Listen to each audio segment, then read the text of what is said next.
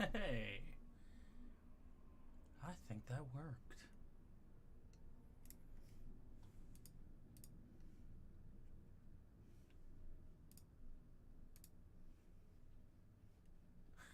Excellent. Hey.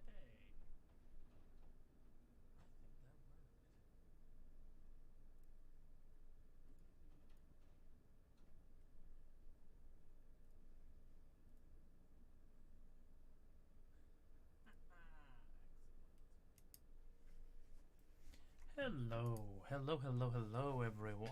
Wow, that was fast.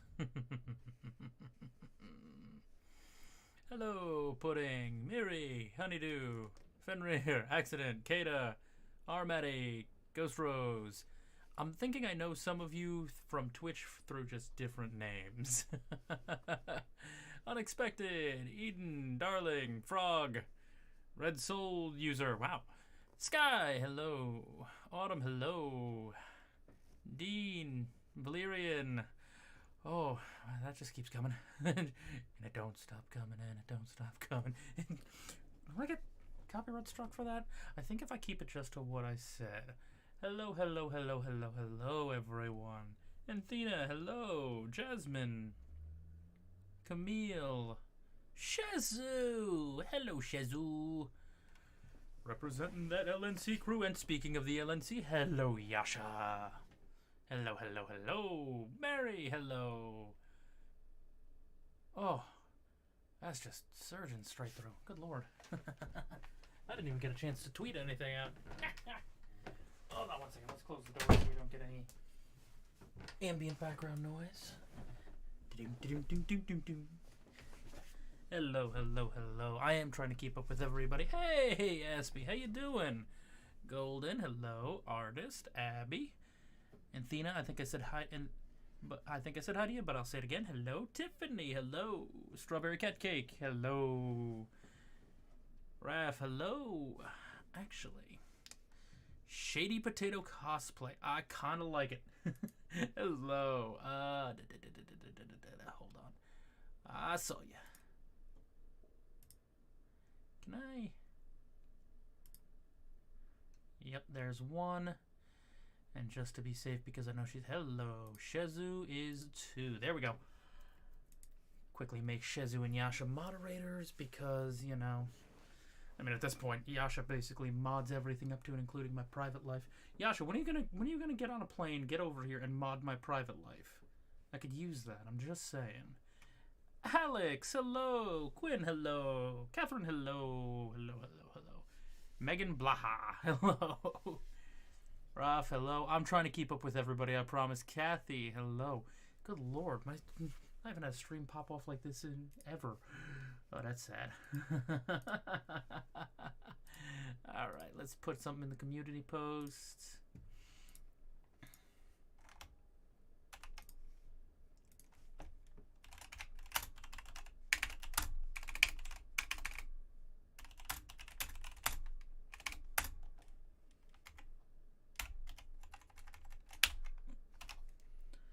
That should do.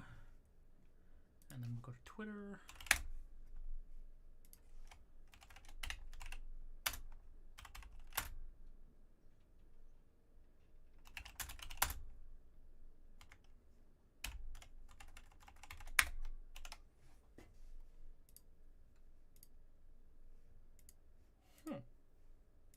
Well, that's interesting.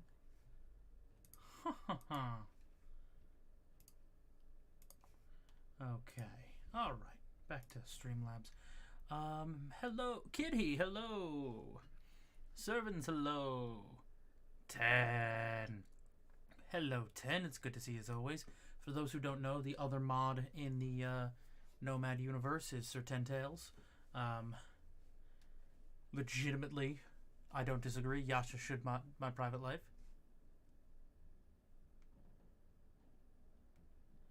Hey, if you need to use a wrench to bonk people, you need to use a wrench. I mean, I'm just saying. Use what you gotta use.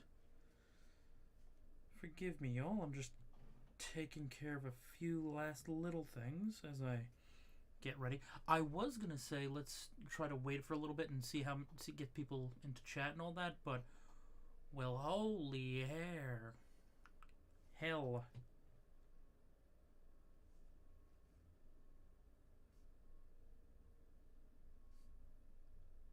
Oh my god. Okay. Wow.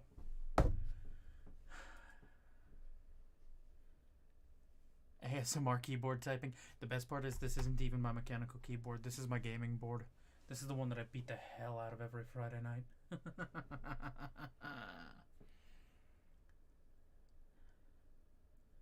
Not me watching the live stream while doing my essay that's due tomorrow. Callie, come on. He's a 10. Wait, is Sid here? Hello, Sid. Hello, Sid. Hello, everyone. Welcome, welcome, welcome, welcome. So, 20K. 21K, actually.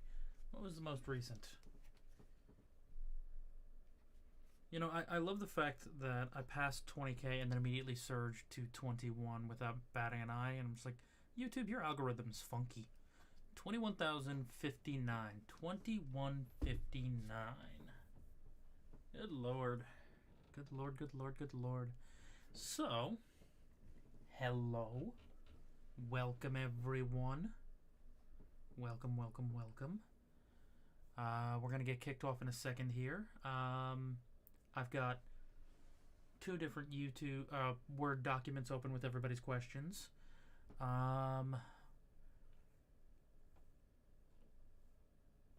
After that, I think we're going to do some live. Just if you want to toss questions into the chat at that point, I'll let you know when. By all means, do so. 30 by the end of the month. Jay, that would be amazing. It's also not going to happen.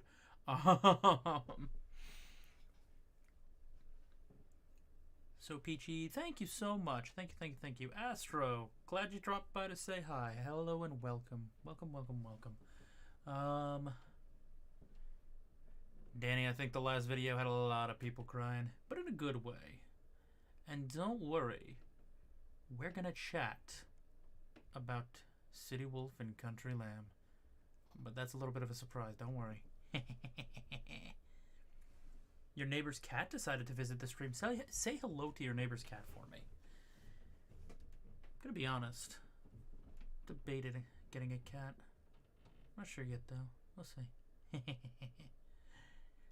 Never say never. Kathy, I'm not saying never. I just don't think it's gonna happen by the end of the month. 50K is the truth.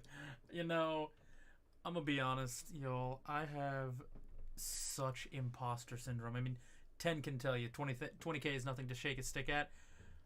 I am the king of imposter syndrome, and I never even thought I'd hit 2K, much less 20K. And it's kind of wild for me to think about, so I do have an evil gremlin laugh. I've been told I basically have Chester's laugh. And then I heard it one day, and I was kind of like, oh yeah, I have Chester's laugh. That's not even a thing. I do. I have Chester's laugh. It's to be honest, this voice is not hard. I admit it. Chester's easy to get to. You have too many. I had Yuri up until very recently. Before anybody panics, Yuri is completely fine.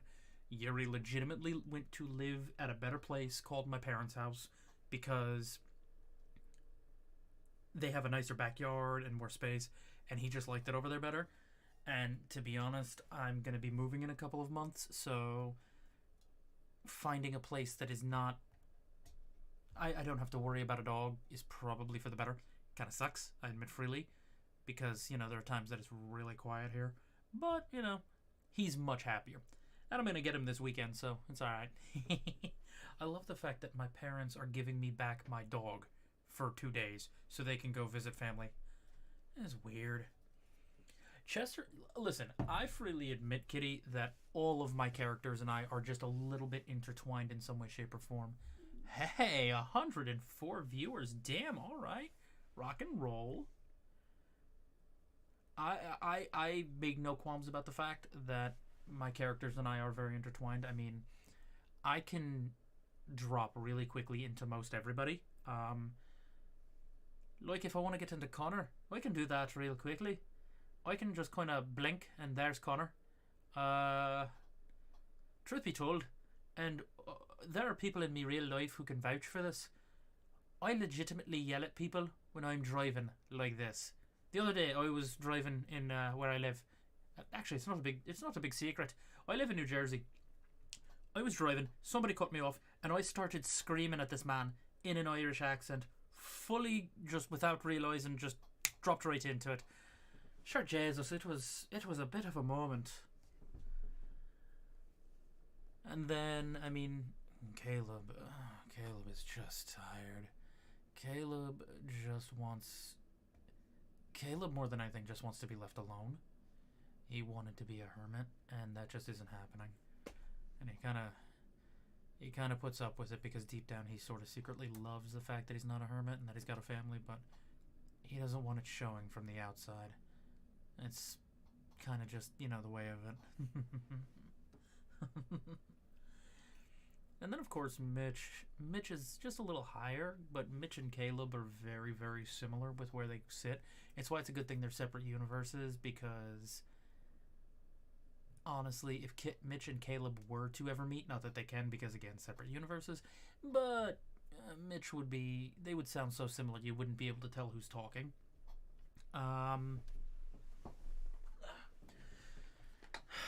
Arthur is kind of the same place. Arthur's kind of where Mitch is, so, it's around the same point. And of course, if you give me 30 seconds to do it, because I actually do need a, oh, that's stuck. Come on, there we go. I actually do need a, prosthetic, for lack of a better term, to do Deacon.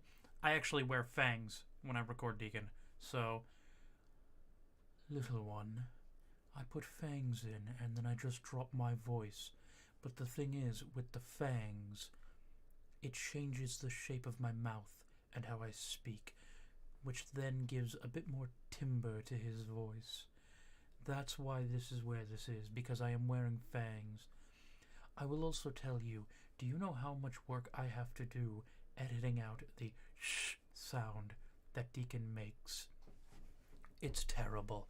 I'm going to be honest. It's absolutely terrible. Ah! And of course I just pull the fangs out. And Deacon goes back in the box. That's a little weird to say. Deacon is a little... In some way, shape, or form, I think everybody's a little method.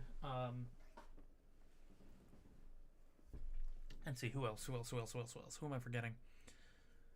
Of course, Tobin. Tobin's down here. Tobin's also got a bit of a southern accent. And I just put a whole lot of gravel into it. But yeah, Tobin lives down here. Tobin is a nasty piece of work. Yeah, I think you're all starting to see that. Tobin's not a nice person, and damn, you don't want Tobin around. Of course, I could always just go into Area, the newest character to the Nomad universe. Area, the Dragon Mafia boss.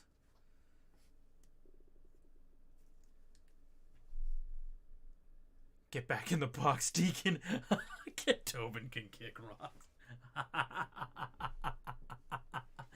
I do love how much hate Tobin is getting of late, and I respect it. Listen, for anybody who doesn't watch my Twitch streams, there is a reason a group of people right now are screaming to put Deacon back in the box. Deacon, when he streams, and when I play DBD, Dead by Daylight, with Deacon, I'm gonna tell you, he gets a little crazy, so people do not like Deacon somewhat. Deacon has got a past, but again, we'll get into that in a second. The villain. Oh, the villain is so easy. See, the villain is what I would actually just call my ASMR voice, but it's my ASMR voice where I'm trying to be a little more flirty and fun. Wanda, hello. Hi, and Massachusetts, a very big state, but a good state. I've got family up that way. That's the thing. The villain, he just lives down here. And then, of course, if you're a patron, I mean, you've heard Wanderer. This is Wanderer as well. He lives here too. He lives in the way station, though. Deacon shouldn't leave the box. Streamer Deacon is kind of a nut job. I admit that freely, but you know, it's how he rolls. Okay. But yeah, why don't we get started? We can switch over to boom. I've got a Q&A page for 20K. Gotta love it. Gotta love it. I do that sometimes, even when I'm just talking with other VAs. And by other VAs, I mean the LNC, basically.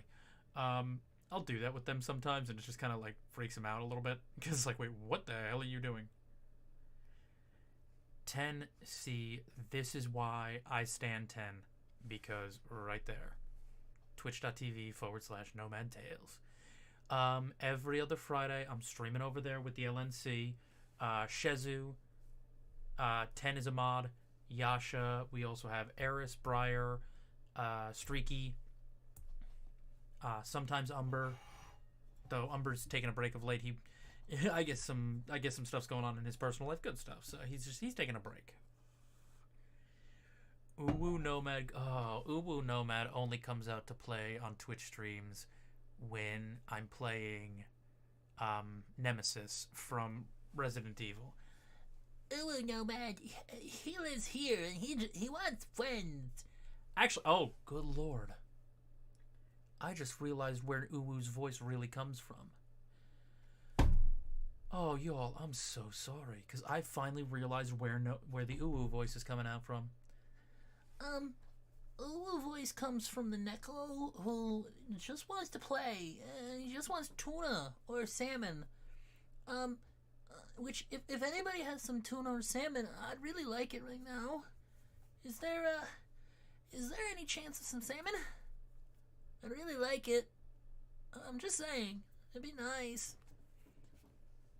Long live Bruce the Shark. Oh no. Abby, why would you do that? Why would you do that, Abby? Bruce the Shark. Bruce the Shark is the worst. Uwu Nomad, yes. Uwu Nomad does all sorts of stupid things. I actually have to admit, I have to be playing the Nemesis during Dead by Daylight in order to get into that voice. Like, it is the only way I can do it, because I have to be doing stuff, otherwise it doesn't work. Time to rebrand the Uwu voice. It kind of breaks my heart that I just realized where the Neko's voice went, and I feel so bad for him.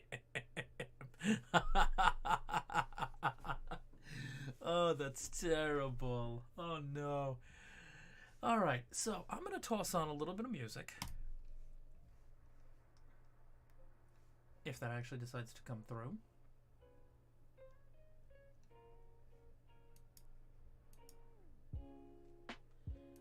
So, real quick,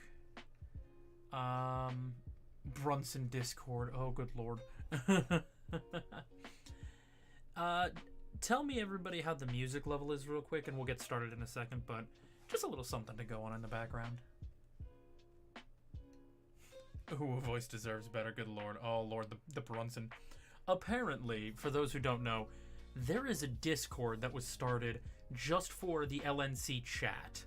And I kind of love that that has happened. I'm gonna be completely honest. Music is a vibe? Yeah, but how's the level? Is the level too high, too low? Do you want the music to come down a little bit? Music level's good, music sounds nice. Alright, perfect. Shark bait, ooh-ha-ha. Shark bait, ooh-ha-ha.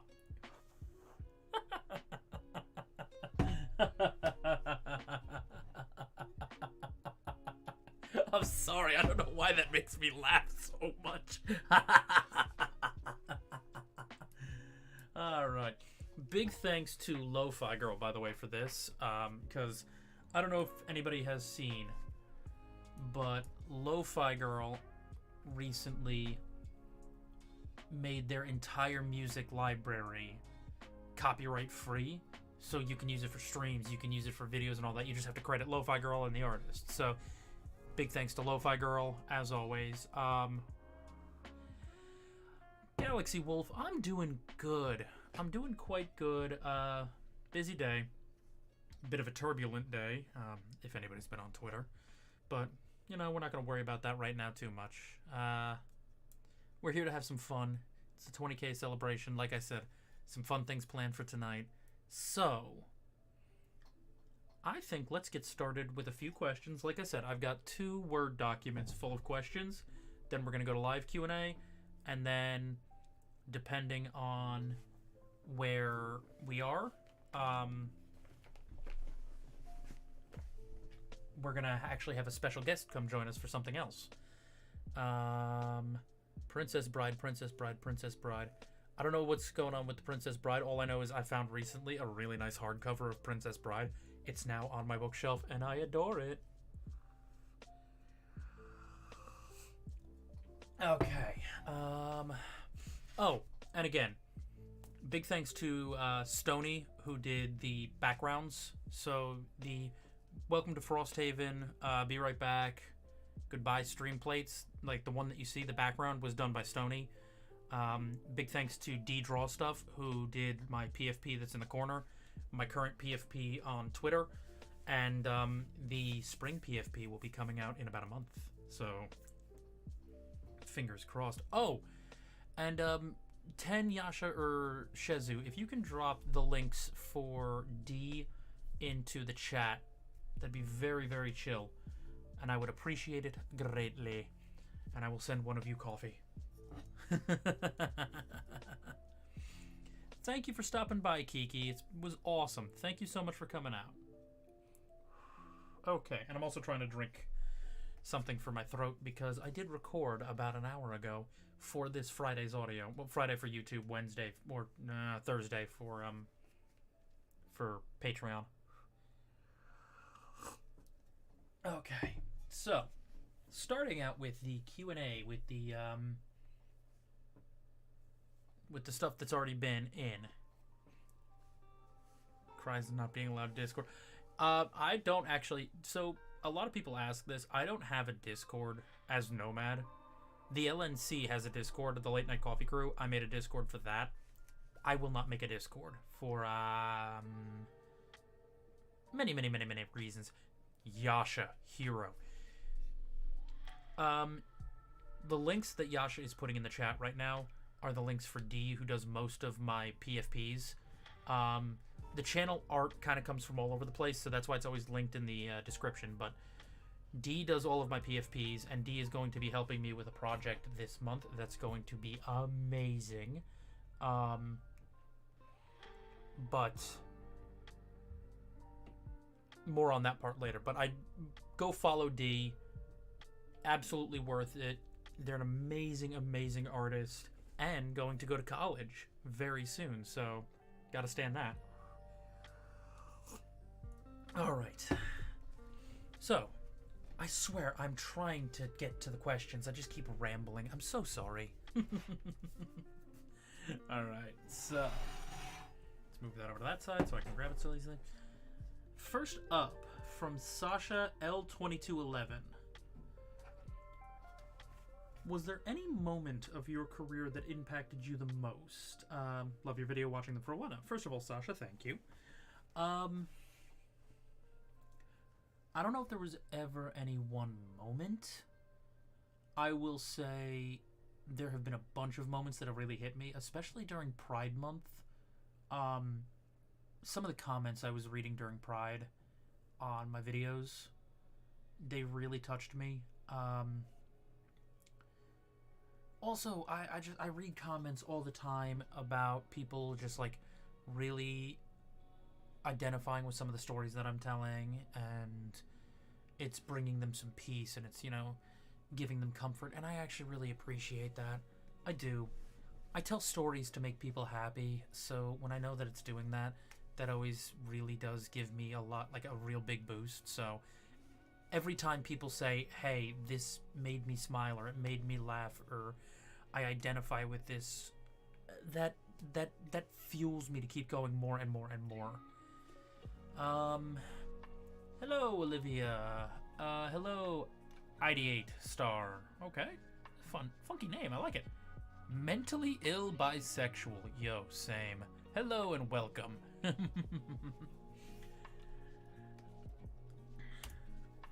Chantel M. A little bit different, but who's your favorite character to voice for? Also, congratulations. Thank you, Chantel. I don't know if I have a favorite character. That'd be like asking me to pick a favorite kid.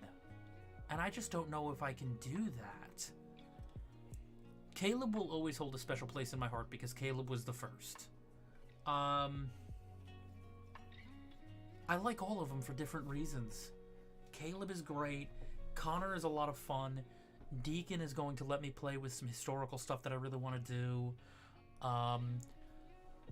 Elias Darklord, the steampunk captain, holds a very special place because that's actually a story I've been telling for years in another medium. I don't go too much into that because I could accidentally dox myself if I'm not careful. But they all, in some way, shape, or form, are very important to me. So I don't know if I could pick a favorite.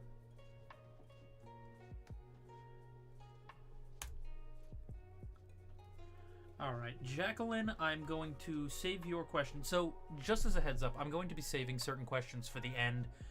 Again, for a reason that we will get to. But we will get there. Thank you for the follow, Daffix Dills. Ooh, I like that. That's fun. Artist Anks asks, what inspired the whole Frosthaven world to create that I created and the different characters and storylines? I have no real idea. And I'm not being flippant when I say that. I hope you all understand. Caleb was initially supposed to be a one-off. It was just supposed to be a fun way of telling a story. What happens if your best friend or a friend finds out that you're a werewolf and does not take it so well because they're being chased by other werewolves in the woods and all the shenanigans that follow there. I don't know what really spurred me into starting that as a world. But I did, and I've been having a ton of fun playing with the Frosthaven world. A lot more is coming for it. A few new characters. For those on the website that YouTube doesn't like me talking about, that rhymes with K-Trion. Wanderer has his own series taking place in the Frosthaven universe. I just like supernatural stuff, though. And I wanted to kind of tell a story about what would it be like if there was an entire supernatural world in the US and this world as a whole that we just lived alongside. What would that be like? So that's kind of where it came from, but there was no real one inspiration that hit that. Thank you for the question, though. Indigo Thinker asks, how do you feel hearing all the interactions between Caleb and Chester? Congratulations and thank you. As always, you're welcome, and thank you so much for all your continued support. I love the interactions between Caleb and Chester. Honestly, it's it kind of reminds me of an older brother, younger brother thing going on, and I really enjoy the interplay of Caleb's kind of boomer aspect to Chester's zoomer optimism and energy. It's a lot of fun for me. Oh, did we go the full Twitch route and we're just setting the chat on fire? I like it. I respect it. Lizzie, the only reason I'm going to answer your question right now, Lizzie, is because I just talked about Frosthaven. No, to be honest. I talked about it in Trevelyan's most recent audio. The name Frosthaven for the world came from the fact that the original settlers found the place and it was snow-covered and they wanted a haven for all the magical creatures. So Snowhaven didn't make sense, so they went with Frosthaven. Why did I choose Frosthaven? I thought it sounded poetic. I'm going to be brutally honest. I wish I could tell you that there was some, deep philosophical. There's not. I really like the way it sounds. I was originally thinking about going with Frost Ridge, but I just decided not to, so. Frosthaven it was. Emily B. Hey and congrats. Thank you. What do you like most about content creation and what do you struggle with the most? Alternatively, what do you do when you feel uninspired? Thank you for the question. I love telling stories. For as long as I can remember, I've been a avid storyteller. I like telling stories. I like bringing, you know, entertainment and enjoyment to people. So that's why the content creation, because this was a way to tell stories. What do I struggle with the most? I mean, I want to just give the pablum answer of editing because I really hate editing. I really do. But honestly, inspiration sometimes can be very hard to come by. And what do I do when I feel uninspired? I walk away for a little while. Recently, like 2 weeks ago actually, right before I recorded Trevelyan's History of Frosthaven, I was throwing complete and utter blanks as to what to record. So I put my shoes on, put a hoodie on, went to Michael's to pick something up for a project I was working on, which I showed on Twitter, Instagram not too long ago. And all of a sudden in the parking lot it hit me. What if Trevelyan was telling the history of Frosthaven? A little bit of it anyway. When I have like blocks, when I get uninspired or when I don't have anything, music, good television, like right now I'm watching Money Heist. By the way, watch Money Heist. That is such a good show. Watch it in the original Spanish with subtitles. It's so good. I will just vibe to some music. I'll cook. I get outside. I go walking. I drive somewhere. The problem for me is if I stay in this office just staring at the computer going, what am I going to record? What's the next? I lose it. And I need to do something to kind of boost myself out of that. So that's what I do. I listen to music. I just get out of I get out of the office and I just try to let my mind go for a little while to see if something pops up. Sometimes it doesn't. I will admit, I suffer from writer's block a fair amount, so it happens. Thank you for the question. Sarah Daly asks, congrats on 20K, thank you very much. Will I be continuing to branch out into other fae or fantasy creatures of Frosthaven? If so, are you leaning towards any specific ones? Yes. Yes, I am. There's some new characters coming. I don't want to spoil too much. Oh man, we really have gone full twitched with the arson. I love it. I don't want to spoil too much, but yes, there are going to be some new characters. I'm trying to get a little more obscure with my mythology because it's fun. I also have some plans to bring in some other VAs as different creatures because there are only so many voices I can do before I start sounding the same. So, ooh, podcast. We'll talk about a podcast in a minute. Anthea the Tiefling. Hey, Anthea. Hey. Will we find out if the villain has a name? Yes. Just as soon as I figure it out myself. And I know that is an absolutely terrible way to go about that. But I actually haven't named him yet. I've been calling him the villain to even myself. I'm just like, oh, the villain. Yeah, it's the villain. Have you ever thought about re-recording some of your older audios now that you have better equipment and more experience? I have. But there's two problems in that. One being that I don't actually write scripts, so I improv everything. If I were to try to re-record, it would start becoming problematic. I wouldn't be able to, because I'd have to,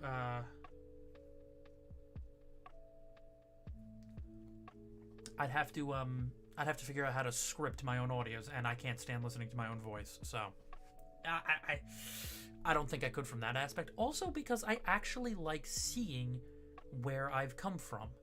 I like seeing the progression. I like seeing where things have developed from, to, and where they could go. So, no, I think I'm not going to bother. I'm okay with, hey, this was early Nomad. This is Nomad's middle period. Maybe we'll get to Nomad's blue period. But thank you for the question, and thank you for all the support, Anthea. Y'all give me 30 seconds. I just got a message from my landlord. Plus, that isn't right near the front door. I gotta run and grab the package that just arrived for me. Set the chat on fire. I will be back in 30.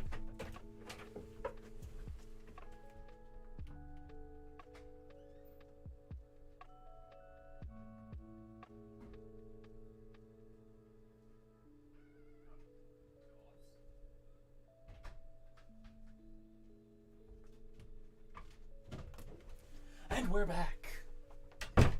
I bet you all thought I was going to take too long, but I'm not. I see arson, the arson alphabet in my time's Twitch. Pudding. Always, Anthea. Thank you for the question. Okay, Eden Borden. What has been your favorite audio to record? Ooh. Again, asking about a favorite audio would be like asking me to pick a favorite kid, and I'm just not sure I could do that. I'm of a mindset that each audio is special to me in one way, shape, or form. I will tell you, there are series I love recording City Wolf. I love recording Caleb. I've been enjoying the hell out of doing Elias, the steampunk captain, and some changes are coming for him, so we'll talk about that in a little bit. But I don't know if I have a favorite. Yeah, I don't think I have a favorite audio. I have got stuff that I really like, but I don't know. Do I have a favorite character to play? Yeah, again, we talked about that. I don't think I could pick a favorite character. Whose voice is the hardest to do? Ooh, now that's a good one. So, I think through the 2 or 3 hardest voices, it would have to be a toss-up between Arier, the Dragon Mafia boss, or Tobin, the Hunter, or Tormund from the Witcher series. Because they're all down lower in the register, and they also have gravel, so Arier is more down here, and he's cocky and he's arrogant. But then if he goes into his dragon voice, he drops down low, and I actually edit to drop this an octave even deeper. And then Tobin's got that, that accent. He's a southern boy. He tries to, get that twang as they're all down here though with that gravel, and I'm gonna tell you, it hurts to record. And then of course, Tormund is right here. The Witcher, the Monster Hunter, all of them. And I can't even do that for like too long because it becomes problematic. Is the Dragon Mafia in Frosthaven? No. The Dragon Mafia is not in Frosthaven. The Dragon Mafia is part of the universe that Eris is writing for me. That is the same universe as Mitch, City Wolf Country Lamb.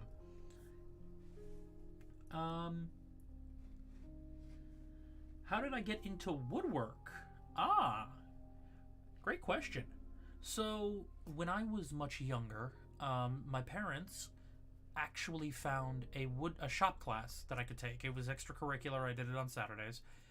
And we did like little projects, like I made a stool once, I made a clock, I made a lamp. But I really got into making stuff with my hands. And so I got into woodwork that way, and I got into cosplay, and I like making. I like being a maker. Wait, did I hear a Streaky? Where is... Streaky! Hello, penguin buddy. We got the penguin buddy, we got the panda buddy, we got the Shizu, we got the 10, we got the egg. The whole LNC is about to be here.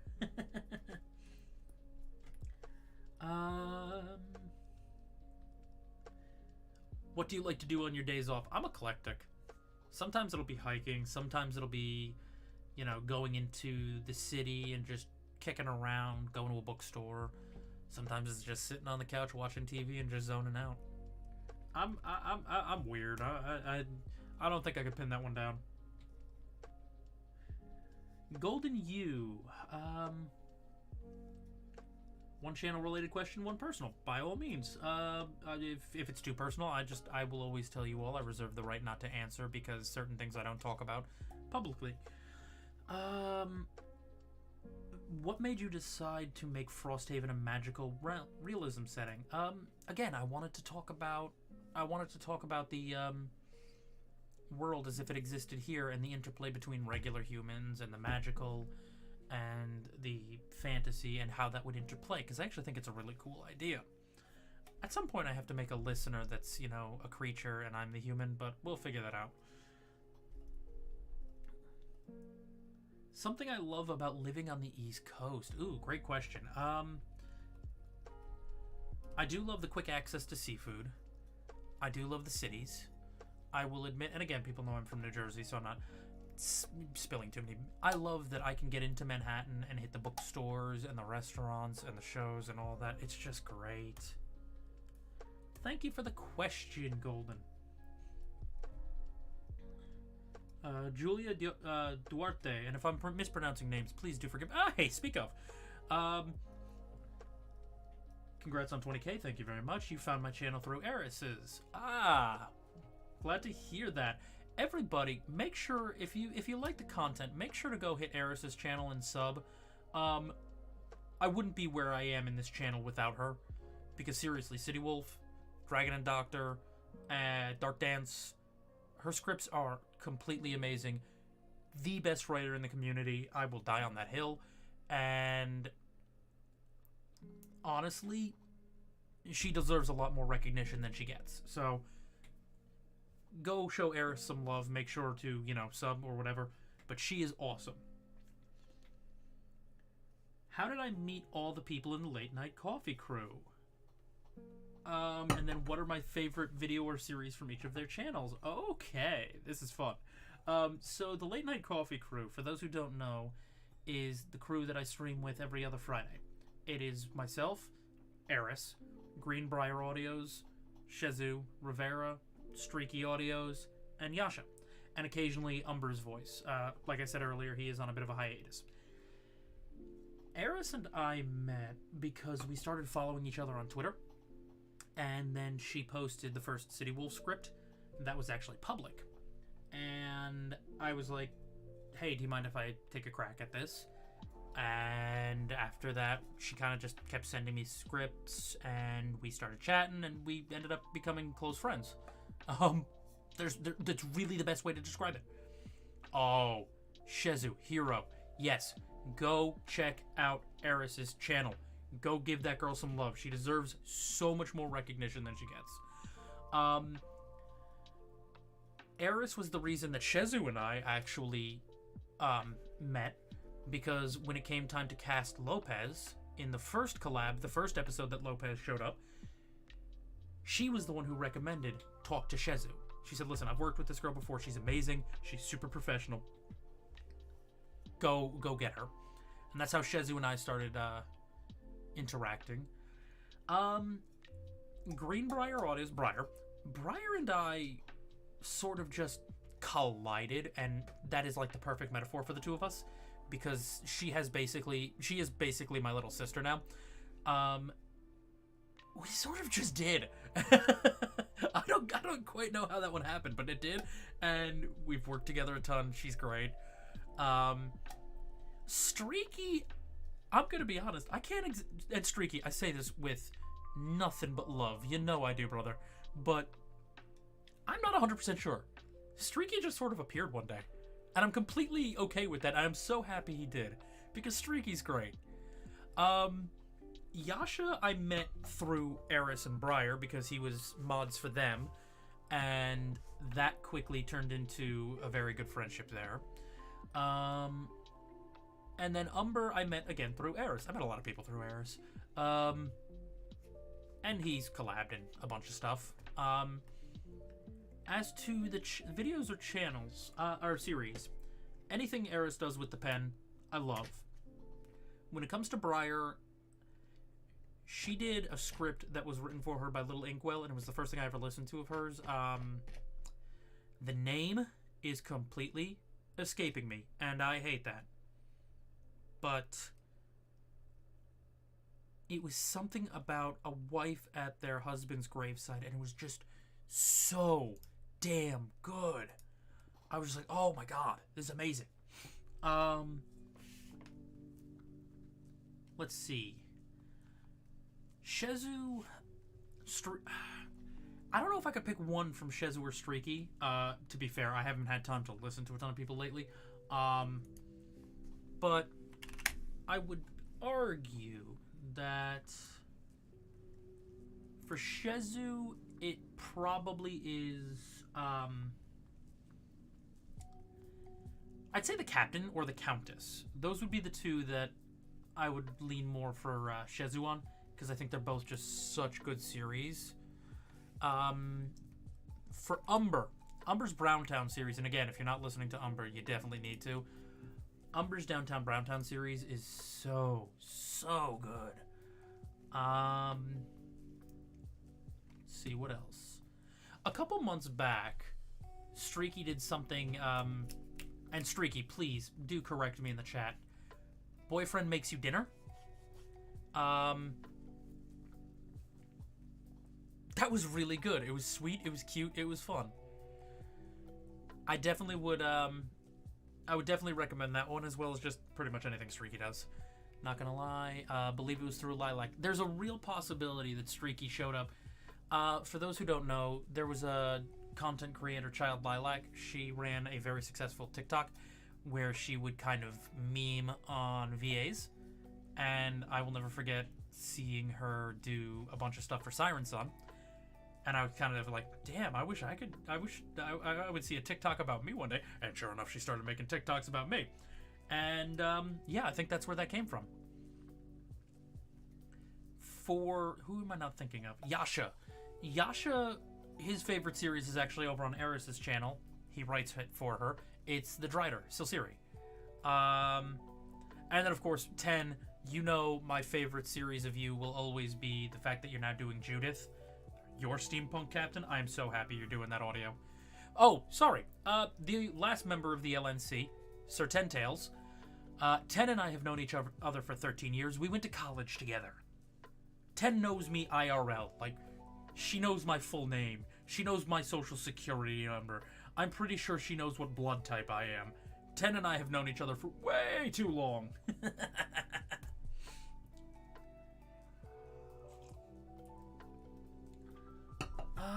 Alright, Tiffany. Are there any existing stories or series that inspired the creation of Frosthaven?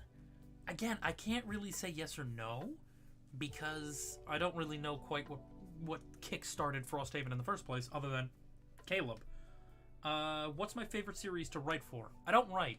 I'm gonna be honest. I do not write. I improv everything. If I had to pick a favorite, I'm gonna be honest. I like playing villains. I like being a bad guy occasionally. It's fun. The villain's fun. Wanderer is fun. I love Caleb. I love Chester. I love all of them. But I do have to admit I enjoy being a villain. Which character, which werewolf is closest to my personality? Caleb. It's obvious. I just want to be a hermit. Nobody lets me, but I want to be a hermit. Ooh, Tiffany, this is a good one. Will you be doing any more audios for the Pantheon series in the future? For those who don't know, there is a second YouTube channel out there called the Pantheon. It is co-written by Eris and I. It is dealing with the Greek gods and goddesses and sort of slice-of-life shenanigans. Yes, we are trying to get back to that. It is just very, very hard to get everything out sometimes, because the two of us are just very, very busy. 10 plus years. It's been 13 years, 10. We've known each other, because I remember when I graduated. You graduated about 2 years prior to me. We're actually the same age, but she was just a better student. And we met at a mutual friend's birthday party. that I ended up picking up half of the fucking tab for, but we don't talk about that. Tiffany, thank you for the question.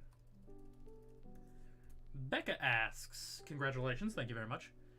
Do I have any advice for people that want to get into voice acting? Do it. And that's not me trying to be aggressive, but a lot of people I see talk themselves out because I don't think I'll have a nice voice, or I don't have this, or I don't have... I know people who have I know people who have gotten started basically by recording on their cell phone and putting it into Audacity, which is free. You can do this if you want to, and if you think you want to, give it a try. It is honestly a really cool way to spend some time. I would definitely recommend it. But do it. That's the thing. You gotta take that first step and do it.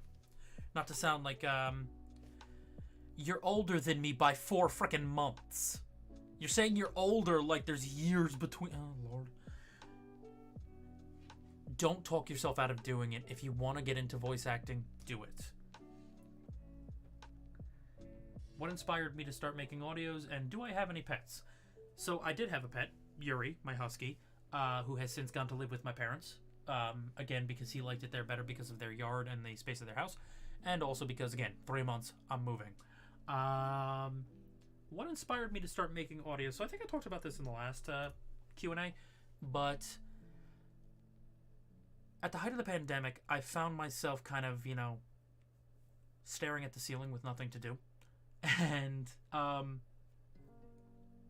started listening, of all things, to Endear an Audio. I have no idea why she popped up in my feed, but she did. And I remember previously having listened to ASMR style content like 3 years prior, and I was like, well, shit. Let me see if I'm still into this, or I hadn't listened in years. And it was her Mafia boss's daughter, and I ended up binging her content in a week. And then from there, that went to Dreams of Peaches. Dreams of Peaches then went to Honey Audio, who is now Sweetheart Audio. From there I went to Teacup Audio, and then I was kind of like, well, shit. I think I want to listen, or I think I want to try my hand at this. And I waited a couple more months, and I got started, and I never looked back. I will freely admit I credit the 4 of them with inspiring me to start, as well as a couple other people in my personal life, because I actually know some voice actors IRL, and they were a big influence. So, but thank you for the question. What advice would you give to somebody who wants to start telling stories in this medium? And do you ever get writer's block? Like I said, with the writer's block, it's the same as when I'm on Inspire. I get out of my space. I go for a walk. I listen to music. I watch TV. I cook. I just do anything that isn't VA content related. And usually something comes to me. And again, advice I'd give. Do it. Just get started. Take that first step. Once you take that first step, you'd be amazed how much easier it becomes each and every time. I barely think about it when I get into the booth anymore. Okay. I don't know if this is the same Tiffany, but if it is, hey, welcome back again, Tiffany. What brand of coffee would you recommend everyone try at least once in their lifetime, being a coffee connoisseur? I don't know if I'm a connoisseur as much as I am a middling idiot, but hey. If you were only ever going to try one coffee, either a really, really good Colombian, because there's a reason Colombian Supremo is the gold standard coffee. Always. Either a Colombian or a coffee called Kopi Luwak. Kopi Luwak is the most expensive coffee in the world. A pound of it usually costs somewhere around $125. But after drinking it, I can completely understand why it costs what it does. It's amazing. I will spare you how it's made because it's a little gross. If you want, look up Kopi Luwak, Kopi Luac. You'll find out how it's made. Good luck. It involves a weasel, but not in the way you think. Next up, ooh, Sky. Hello, Sky. For those who don't know, I think Sky is in the chat. Hey, there's Sky. I see Sky. Hello, Sky. Thank you for the question, Sky, and thank you for all the support as always. What is the most fulfilling part of creating audios and running the channel? Like I said, I love the comments. I love the reactions.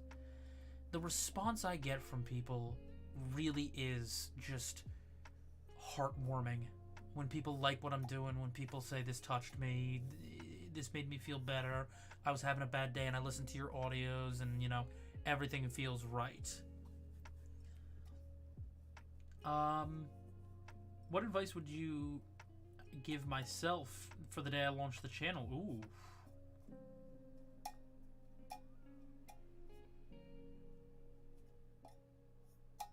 I don't know. Know where to spend your money. I'm gonna be honest. When it came to the channel, the first thing I invested in was a very high quality editing software. I probably should have put that money into a microphone first, because the microphone cleared up 80% of what I needed the editing software to do, so. Yeah, know where to spend your money, know when to save your money, know where to reinvest. Micah Angela, congrats on hitting 20k, thank you. My favorite trope that I've done for audios. I love a good enemies to lovers. I do, I just think they're a blast. Enemies to lovers is so much fun.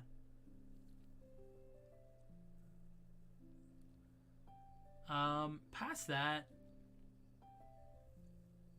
I like a good strangers to friends audio, not gonna lie. Adventure series are always fun. But I think if we're talking about my favorite trope, enemies to lovers.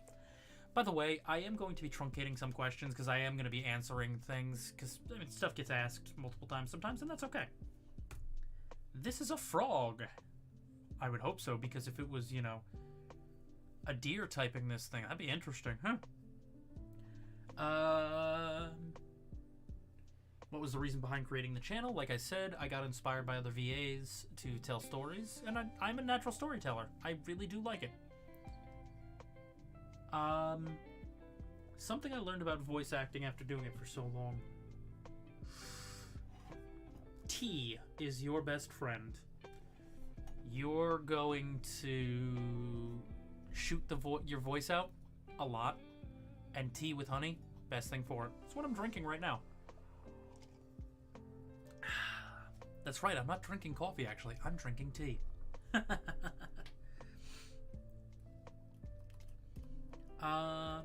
What is the video?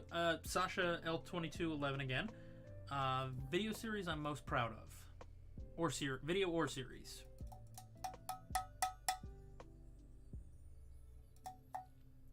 I love Caleb's story right now. I'm gonna be honest. I'm very proud of Caleb. I think he has come so far, and I still have people going, this moment or that moment, it really hit me. And I mean, I have other VAs who come to me going, yeah, no, this moment right here. So, Caleb. Becca, thank you for the congratulations. Again, advice for people that want to get into voice acting. I'll tell you, at this point, I would say, if you're going to do anything, buy yourself a good mic. $100, the Blue Yeti, it is such a solid starter. Now, I admit, that's a little silly coming from me. I'm currently speaking into a $300 stream mic. I've got another $300 mic next to me, and I've got a $1,500 mic in my booth. I know I spent some stupid money, but I reinvested. You can get so far on just a good, solid Blue Yeti. If I can give you one piece of advice past what I've already said of just do it, invest in a good microphone, and then learn to edit. That would be my two. Microphone and edit. Serenity ASMR asks, inspiration for Chester and other semi-side and or big characters. Were they from people you knew in real life or just an essence of myself? In some cases, some were. There are bits of me in Caleb. There are bits of me in Connor. Deacon, I don't know where Deacon came from. Arthur was actually meant to be a one-shot, but hey, here we are with that.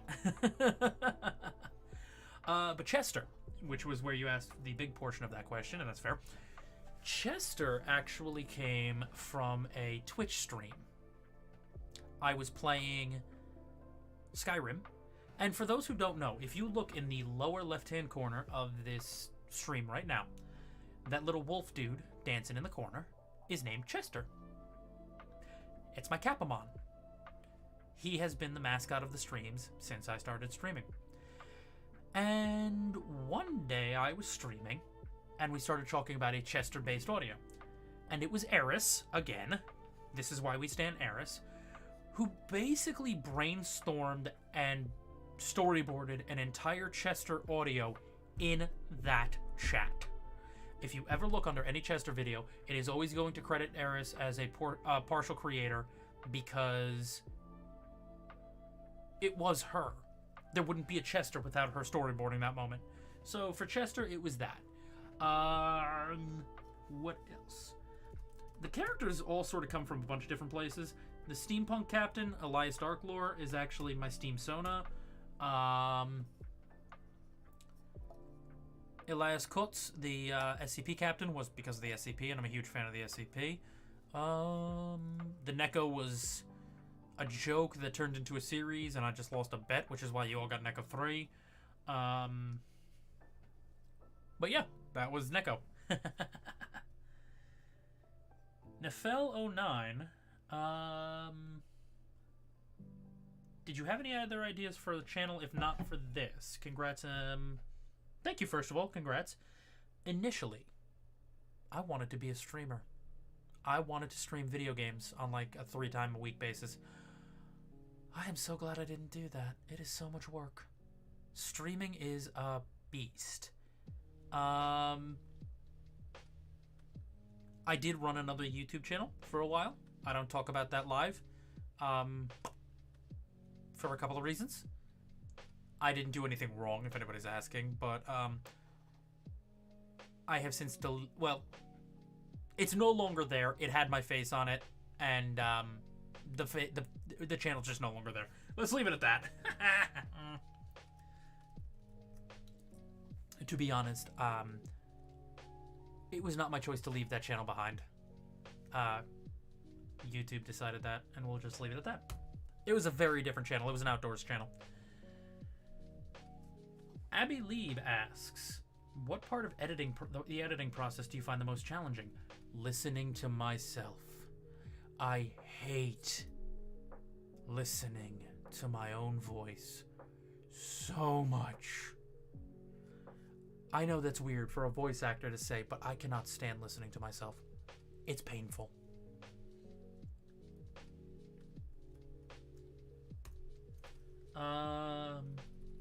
Shanika Garcia. My favorite ASMR is the Wolf and the Lamb series. I enjoyed listening to it. Thank you. I'm so glad you enjoyed that. It's not quite a question, but I'm so glad you're enjoying that series. I love City Wolf. City Wolf is such a good series. Eris absolutely kills it every time she writes it. How do I come up with storylines? Again, I find inspiration everywhere. Music, television.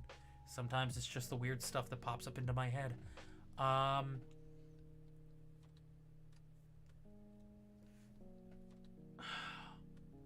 I couldn't pin down one source of inspiration.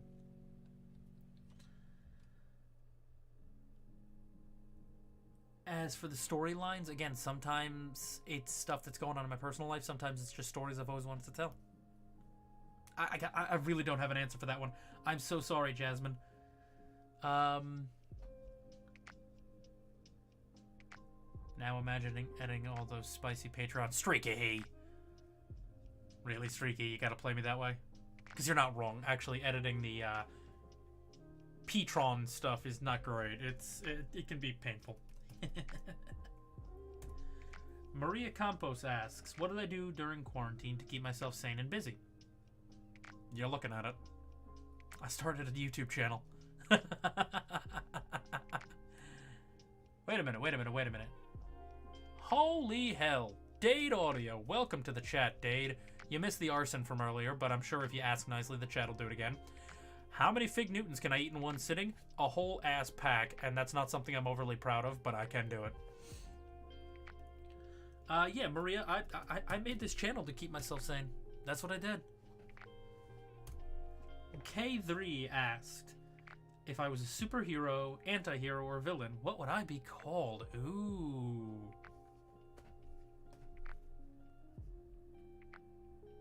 I don't know.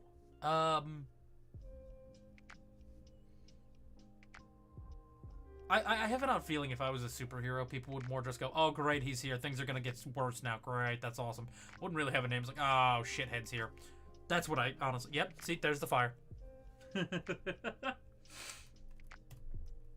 But thank you so much for the question, and thank you.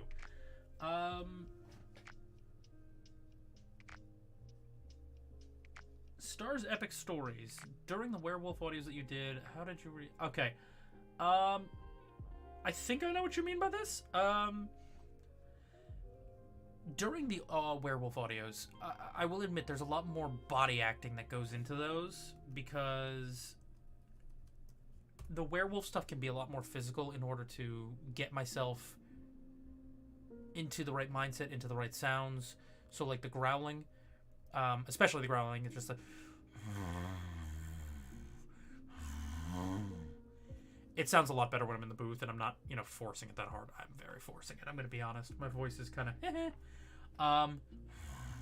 yeah, there it is. It can get a little hitchy. But again, that's why I drink a lot of tea.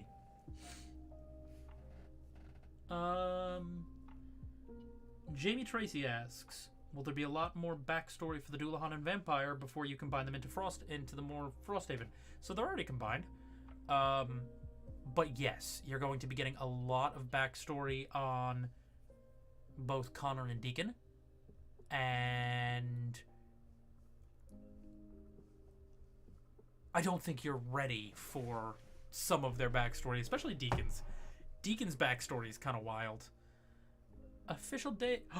Is that Dadelweiss? Dadelweiss? Hello, Dadelweiss. Hello. By the way, another person to definitely go follow, Dadelweiss. Dadelweiss, sorry, I keep fucking that up. If you've seen the Chester art for the thumbnails and for the merch, that was Dadel. And Dadel at this point is the only person allowed to draw Chester in wolf form because he's perfect. So, yeah. Okay, hold on, I just realized. If you want a better wolf growl, if I just stand up near the mic... There it is. That's how you do it, you dumbass. Figured it out. Edit. This has been on my mind since I watched the Pride episodes. What is your sexuality if you're okay talking about it? I'm very okay talking about my sexuality because I'm very open about my sexuality. I'm bi. I have dated both men and women actively. I'm very, very, very bisexual. And I will be bisexual as long as I live in a world where both Henry Cavill and or Jason Momoa exist because... Goodness. Goodness. Alright, Sarah asks, are there pieces of the stories that match you in real life? Example, Mitch is a middle child. Are you? I'm not the middle child, but... yes and no. I try not to draw inspiration too much from my real life because I think that could make stories a little stale after a while, and I do really want things to, you know, stay fresh. So sometimes, very, very rarely, little bits of me will come through, but mostly it's just stories that I've wanted to tell. Anna Winters, thank you for the question. Again, I got inspired by other VAs that I listened to during the pandemic, as well as some people in my personal life who are VAs. I will have to give a big shout out. Actually, you know what? I have to give a big shout out to Ten because Ten was actually one of the people who helped me get started with like how to choose the right microphone and all that. So big shout out there to Ten.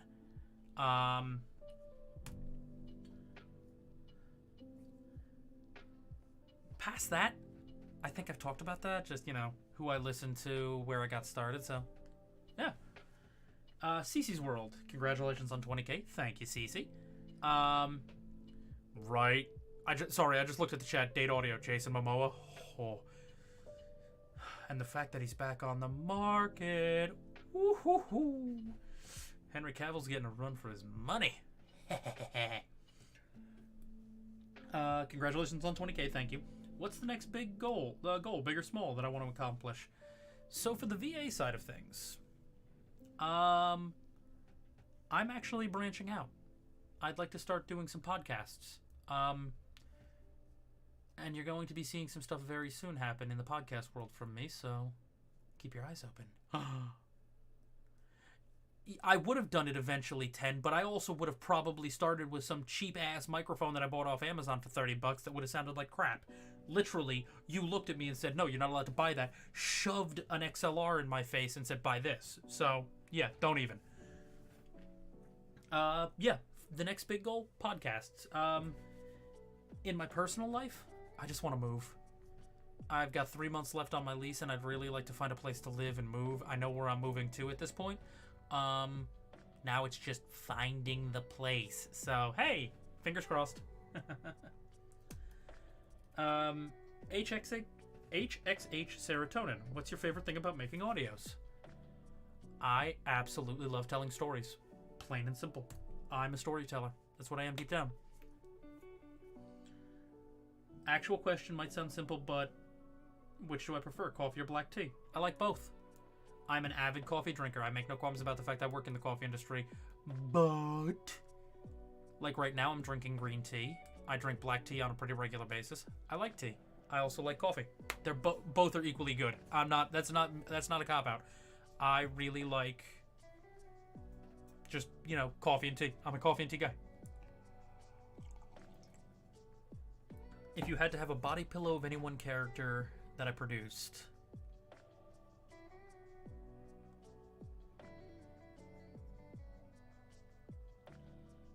I want a Mitch body pillow. I did not create Mitch. I voice Mitch and I edit Mitch. But Mitch is the biggest, so he'd be the biggest pillow. So I want a Mitch pillow.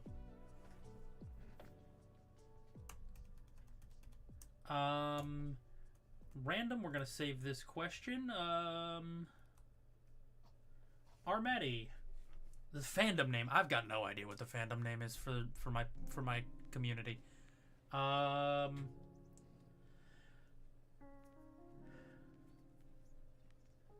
Nomads, travelers, roamers, wanderers. So I would not go with wanderers because that's actually a tier on my Patreon. I don't know. I don't have an idea for the fandom name. We'll have to figure that out at some point. Listen.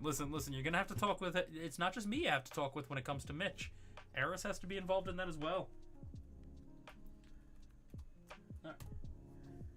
Okay, I read this question earlier, and I cannot believe that I have to say this name live to 100 people, 100 plus people. But here we are.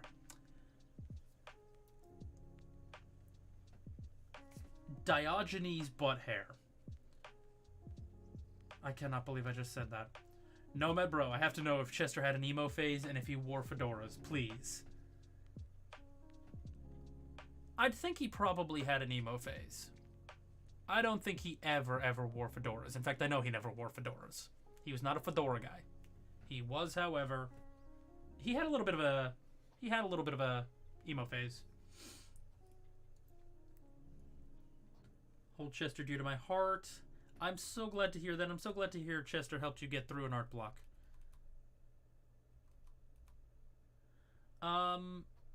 Adriana, I think I covered this one. If I didn't make ASMR audios, what would I make video-wise? I used to have an outdoor channel, and I thought about being a game streamer. I'm really glad I am where I am for many reasons. Aspie, hello. Where do I find my inspiration? Again, music, television, kind of just out in the world. I'm so glad I carry a cell phone with me everywhere I go, and that cell phones were invented because I just hit I find inspiration real quick and I just jot it down and I keep going. Wait. The Nomadics. Oh, God, Eris, why would you do this to me? Also, hi, Eris. Welcome to the chat.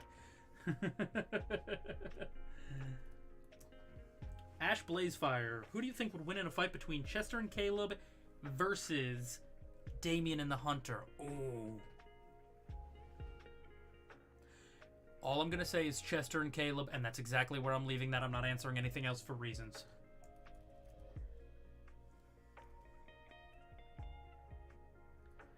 Hero Gamer 86 asks, who's my favorite superhero? It's a toss-up between Batman and the Green Lantern. If I could do a crossover with another ASMR artist or scriptwriter's own universe, which would it be? Ooh. See, that's tough. I'm in Briar's world as the chief of police for her vampire detective. I'm in Eris's world as Morgana's uncle.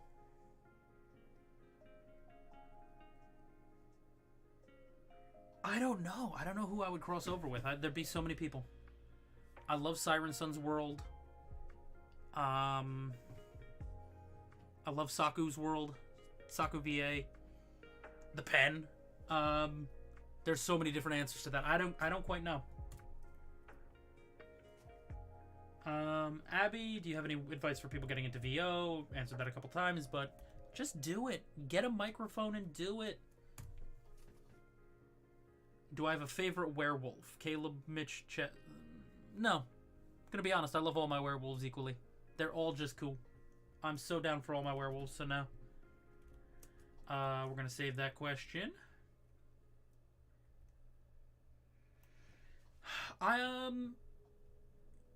Shanika, I mispronounced that. If I could pick any ASMR to collaborate with, VA to collab with. So the thing is, I've collabed with a lot of people. Actually, a fair amount of them are currently in this chat. I've collabed with Shezu, I've collabed with Eris, I've collabed with Dade, I've collabed with Streaky, I've collabed with Briar, I've collabed with Umber, I've collabed with Yasha. I'm dragging in for something. I've been all over the place. At this point, somebody I have not collabed with, then I think it would have to be like Saku. I think that Saku would definitely be on the list. I've just collabed with so many people though already, and I love doing collabs because I love seeing other people's processes. I love seeing other people's creativity. It's great. So yeah. I'm gonna be perfectly honest, Shanika. I'm not gonna answer number 2. Who was your favorite collaborator? Somebody to collab with in ASMR. I'm not gonna pick a favorite VA because there's a lot of people I really, really like working with. It's very apparent if you look at my channel. I love working with Eris. I love working with Shezu. I love working with Briar. I love working with Streaky. I love working with Yasha. I love working with Umber. I love working with 10 on the very rare times that 10's on my channel. And yes, 10 has been on the channel once or twice. But I'm not gonna pick just one because I really do like a lot of them.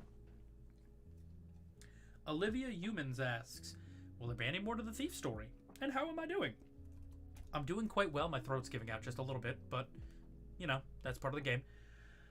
Yes, there will be stuff to the Thief story, just as soon as I figure out what it is. I'm gonna be honest. I love Arthur. I have massive writer's block every time I look at Arthur. Every time I look to go back to Arthur and like, all right, I'm gonna do Arthur. I'm gonna do Arthur. I keep hitting such a roadblock, it's not even funny. But yes, there will be. Hyped Bag Kid, will you make a series on Lady D and her sons? Probably. Okay. Everybody hold on, because this is gonna disappoint a lot of people. Probably not. To be honest, the gender bent, the Sons of Lady Dimitrescu, I got the idea off of a picture that I saw on Twitter of somebody doing a gender bent sons. And I was like, that's a fun audio. There will be one more episode. I will say that. As soon as I find a VA to work with for the role of Lord Dimitrescu, And I say this, I love you, Shezu. Shezu is absolutely amazing. Shezu killed it as Lady D. But I wrote that script twice, once with Lady Dimtresk in mind and once with Lord Dimtresk in mind. So there will be an MMMM 4A coming out. And that's all I'll say on that.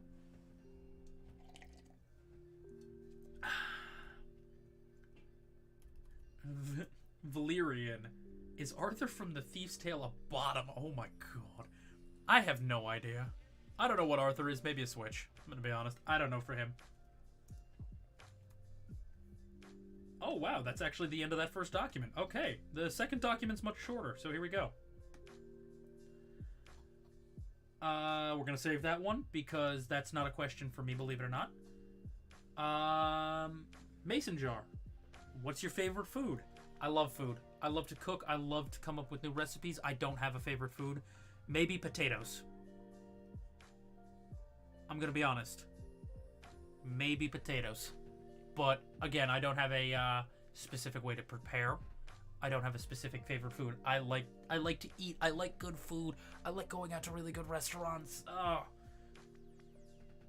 Maybe oysters. I do love a good oyster. I'm a really big fan of oysters. But again, I don't know if I could call that my favorite. If I could only eat one thing for the rest of my life, potatoes. I can do a lot with potato. You can do so much with potato that you wouldn't even think you're eating potato half the time. My favorite season? Definitely fall. I'm a flannel guy. I'm literally wearing flannel right now. Congrats. Thank you very much. Okay, Moonlight Forest. Answered that. If I could pick any superpower, I'd love to be able to fly very quickly. Like, I'd love to be able to fly very fast so I could just travel wherever I wanted to without, like, you know, really having to worry about it. Plus, it would save a lot of time on commuting. That's not a joke when I say that. I would love to be able to fly. Was I nervous about starting my channel? 100%. 100% I was nervous about starting my channel. One of the scariest things I'd done. I honestly didn't think anybody would listen. I really didn't. And here I am at 20k. It's weird. My favorite animal, wolves. I love wolves. I think they're wildly cool. I really love wolves. Then sharks. I have a weird thing with sharks. Something about them. They're cool. Least favorite subject in school. I'm gonna break Streaky's heart. Math. Can't stand it. I'm terrible at math. If I had a chance to go wherever I wanted, where would I go? Right now.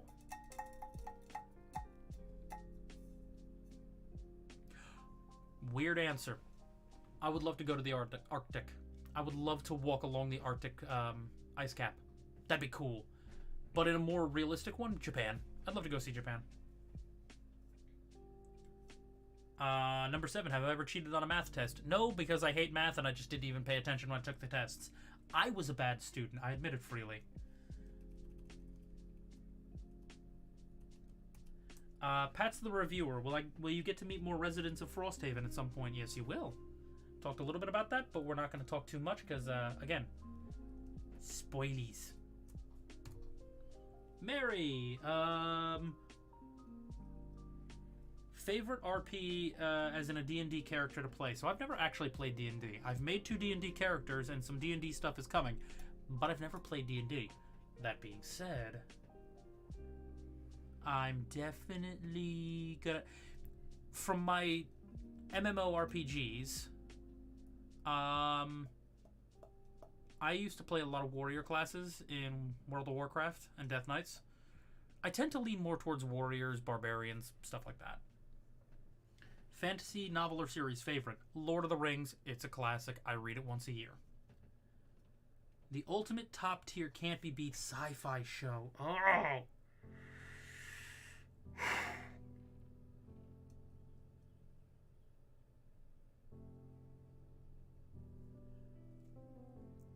I don't know, maybe Battlestar Galactica? Or right now, The Mandalorian?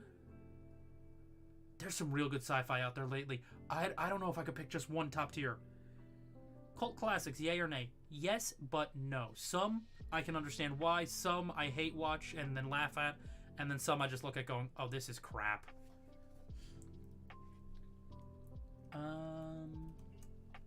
Save that question. What kind of video games did I play as a kid? Olivia again. Hey, Olivia. I played a lot of MMOs. A lot of Halo. A lot of first-person shooters. Yeah, I was kind of eclectic. Also puzzle games. I love Lego puzzle games. I'm going to be honest. Lego puzzle games are a lot of fun. Dadelweiss. Dadelweiss asks, one question, pancakes or waffles, but I can only pick one. Oh, pancakes. Just gonna be honest, pancakes. I love waffles, don't get me wrong. A good waffle, top tier. But, admittedly, pancakes have so much more versatility. Love a good pancake. Plus, I know this place in the Northeast, and I'm not going to say where because it might dox me or somebody else, that makes the best goddamn pancakes. And I was actually up there recently, and I had them, and I was the happiest man in the world. Streaky, I'm not saying math isn't nice. It's just I'm very bad at math. That's the problem. That's why I didn't like math. I was very bad at it. Zara the Angel, if you could be one of these, what would you pick? A werewolf, a vampire, a zombie, or a dog? Werewolf. That's not even a question. Waffle supremacy. Oh my god. Y'all, I think Dadel's gonna stop doing art for me. I'm so sorry. Oh, and I think 10 and I just ended a 13-year friendship, apparently. Holy fuck.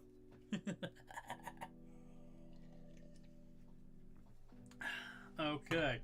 Listen, waffles are great. I'm not saying waffles aren't good, but the question was asked, I could only pick one. I have to go with pancakes in that choice. I'm sorry. I'm sorry. Good lord. Nomad's 20K turns into Nomad gets canceled over pancakes and waffles. Good lord, have mercy. No, I can't. All right. So I'm going to rapid fire these next ones because it's streaky. And streaky, I love you, brother. I truly do. But really, you had to do it this way. Hot dog or hamburger? Hamburger. Favorite topping for pancakes? If we're talking topping, straight maple syrup or blueberries and bananas. Love it. If we're talking about something to put into a pancake, chocolate chips. Oh, so good. And then chocolate chips with just a little maple syrup. Oh, it's heaven. Woo. Country I want to travel to. A lot of them. Japan, Germany. I want to go back to Germany. I would love to see a lot of South America right now. I would love to travel a little bit in the Middle East, and by that I basically mean Egypt. I would love to go to the Scandinavian countries, Norway, Sweden, Denmark, and all of those. I just want to travel a lot more.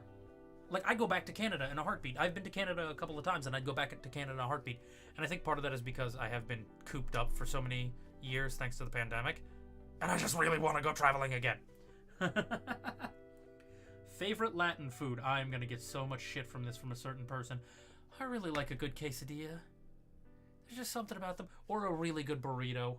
Or a taco. But, I mean, if we're choosing favorites, it's going to be quesadilla. Favorite Asian food? Sushi. Favorite Italian food? Pasta. Favorite... Oh, Streaky, why do you have to ask this? I didn't actually read this one. Dadel, I'd love to go to the Philippines. I've actually had two very close friends in my real life who were Filipinos.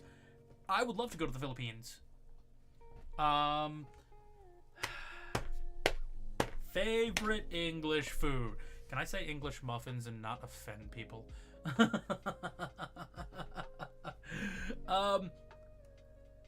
Yeah, there. I just saw Eris pop back into the chat. I'm fucked. Well, that's it. Nomad didn't get canceled. He got straight up murdered when he said the word quesadilla. Whoopsie.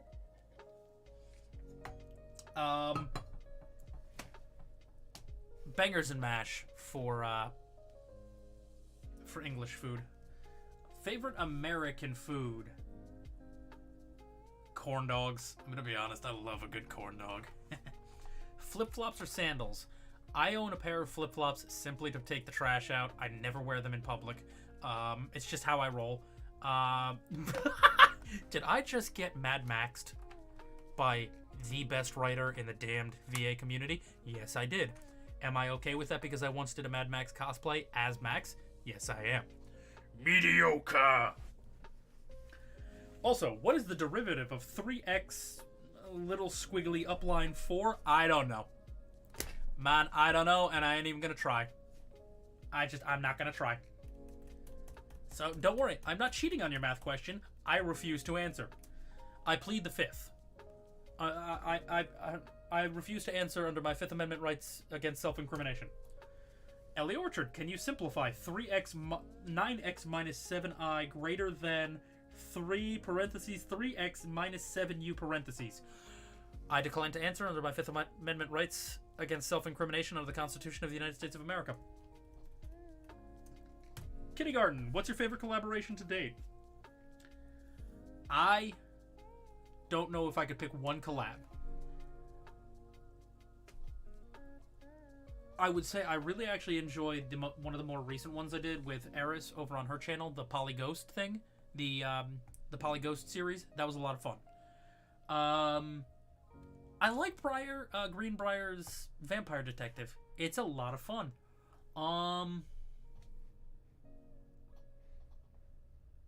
There's a lot of them I really enjoy. I do. Yeah, 10. I don't know what language this is. These kids are throwing numbers at me. I ain't got nothing. Yeah, I don't know if I could pick one favorite collaboration. I do have to admit, I really enjoyed over on my channel. I enjoyed doing the party because I was able to bring in a lot of really good VAs for that, like Sea Cow. I brought in Shezu, Eris, Briar. Streaky is joining that world as a dwarven pancake shop vendor. So, by the way, yeah, Streaky is coming to Frosthaven, in case anybody was wondering. Peace Angel, hello and welcome. Speaking of Greenbrier, sword or axe? I could make a valiant argument for both, but I think I have to lean on sword because I think there's so much more variety of what you can do with a sword versus an axe. And the last question from Eris herself. Am I a furry? No. But apparently I play one on YouTube.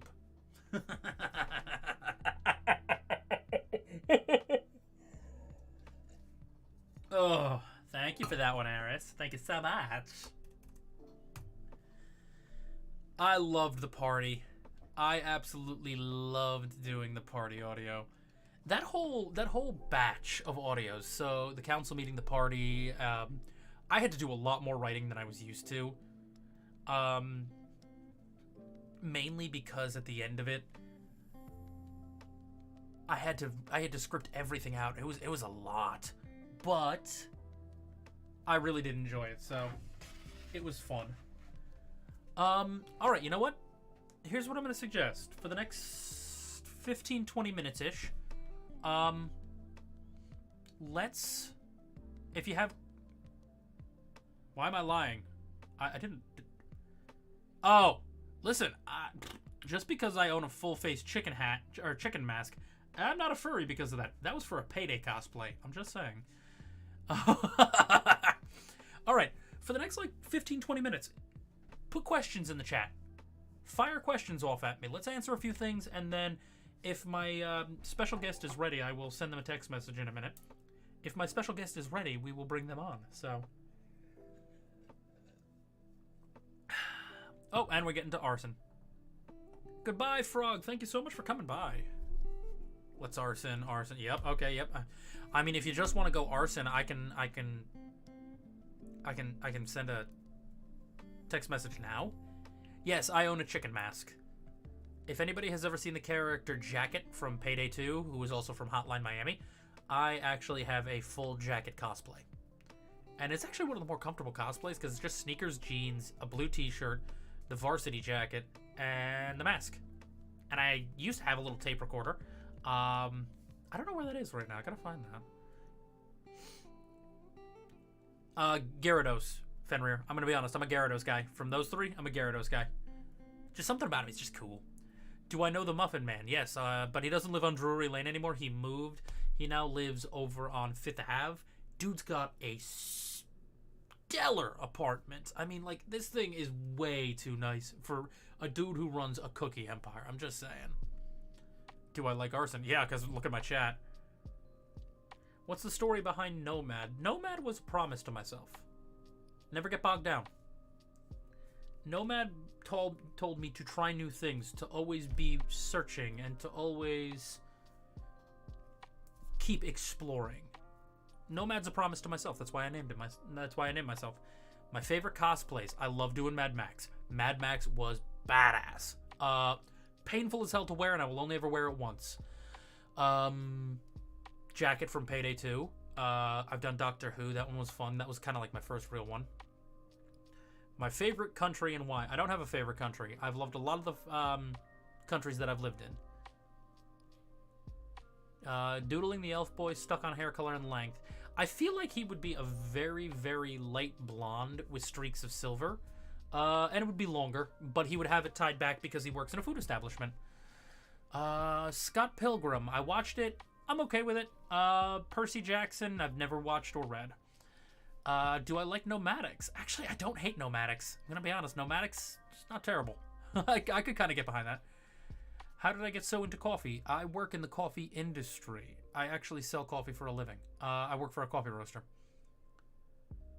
Who would I choose as my starter in Pokemon? When I first picked up the game, the last time I played it, it was so old, I picked Squirtle. Because I liked the fact that he was a turtle, and I thought that was kind of cool. Collab with Cardlin. I don't think he collabs with many people anymore. Redacted? Redacted's a cool dude, maybe. Where is which cosplay 10? If we're talking about jacket, I'm missing the tape recorder. That's the only thing I'm missing. Hold on. Where? Who said it? Who the fuck said that in my chat? I saw that, and I'm gonna stop for Julia Duarte.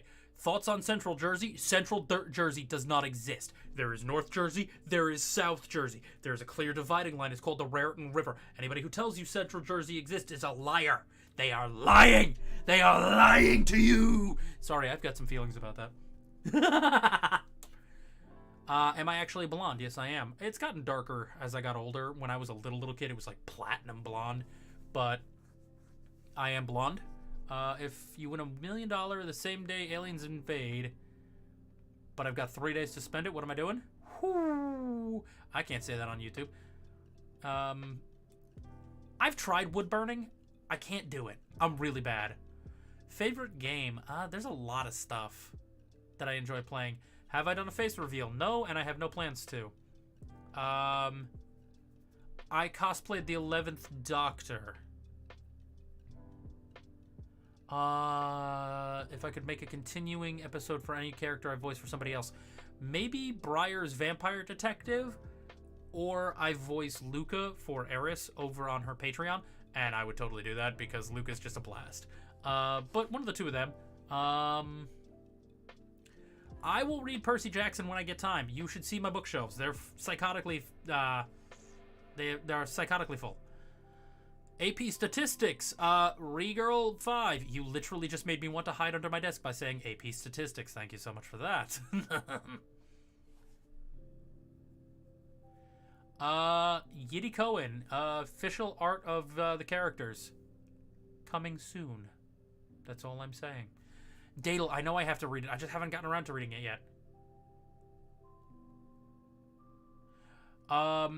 Strawberry, I will be the first to admit, voice anxiety is really, really serious. It sucks. I know it does. I fought to get over mine because I still hate the sound of my own voice.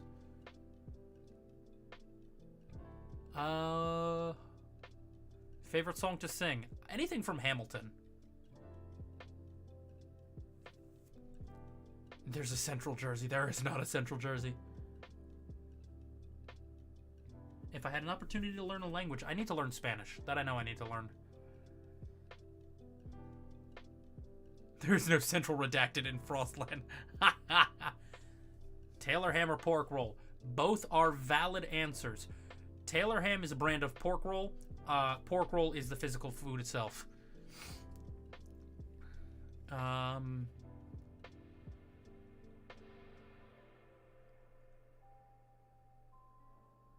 Yes, Jersey exists. Demon Nomad. Don't worry about that one, Dadle. It's coming. Heather question.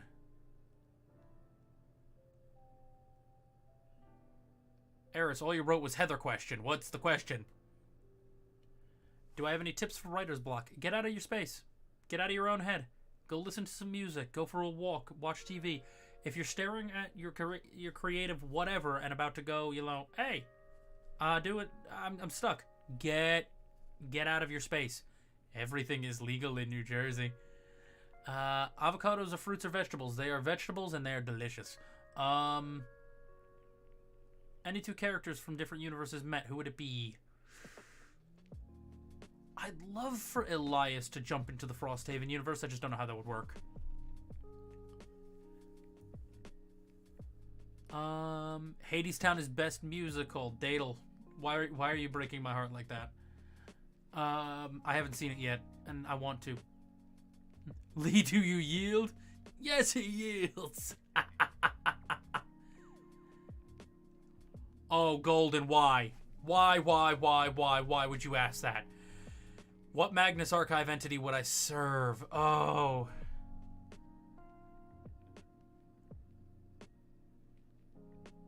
Oh, the Heather. Oh, okay, I get what you're saying there, Eris. If I could serve, if I had to serve any Magnus Archive entity, I'd serve the Beholding. I'd serve the Eye.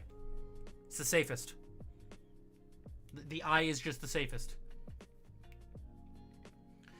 When I talk about Elias, I will always preface with the Steampunk Captain, if it's Steampunk, or Kutz, if it's SCP. I would love Steampunk Elias. How many times have you had to slice open a... So, I had to slice open a Tauntaun once. It was a couple years ago. We got a couple of really bad snowstorms, one right after the other, and I was walking, and it was just,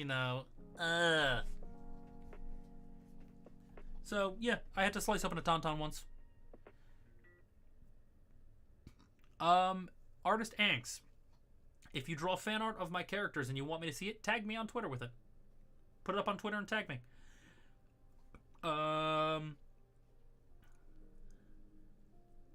Have I ever wanted to be fluent in any language? I'd love to know Spanish, because the coffee roaster I work for is very Hispanic and Latino in its makeup, and I would love to know what people are saying, and also to be able to talk to people that I cannot talk to because they really don't speak English all that well. I'd also really like to learn Japanese, because it's just a really cool language. Was I good at English in school? Yes. To a certain extent I was. But, again, English in high school was a lot of, reading. And just reading and then doing book reports. A role that I would love to play but never be cast as. Batman. I couldn't do it. I don't have the gravel. I don't have, the physique or anything. But I would do Batman in a heartbeat. What else? Literally just jumped off a Yuri Voice lore stream. Hey, Yuri Voice, how you doing? What character of mine hasn't been drawn that would like to be? Ooh. Trevelyan, actually. The only reason I don't say Elias Darklord, the Steampunk Captain, is because I don't need art of him. I actually have his costume. I know exactly what he wears, exactly what he looks like. The Patreon may have gotten pictures of it. Not face revealing, of course. I made sure to hide my face. But it's out there. Fan fiction of my characters / universes. I don't know about that one. I'm going to be honest, Potato. Mainly just because I know a lot of people out there have done that with the intention of then putting it out there. And, putting it out into the world. And I don't know how I feel about that, to be honest. Any interest in learning ASL? I'd love to learn sign language. That'd be so handy, actually.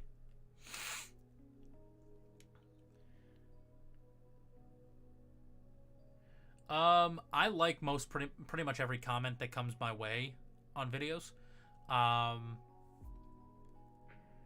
Except for, the ones that I know are spam. And then I just delete those. K, the Dragon Boss's universe is the same universe that Mitch is in. And that's all I'm going to say for right now. Dadel, I fully agree that drawing steampunk is extraordinarily hard. It's why I decided to just costume it and just make stuff in the steampunk universe.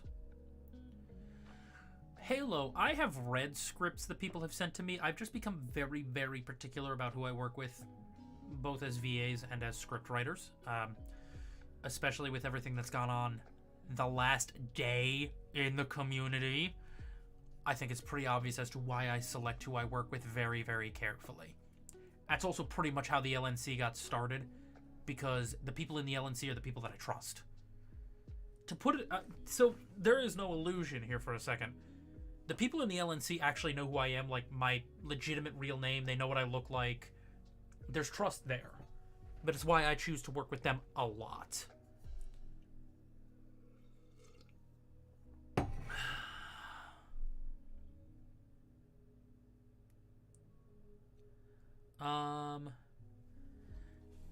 You know what? Hold on. Actually, because I see what Dadel, I see what you're saying. Hold on 1 second.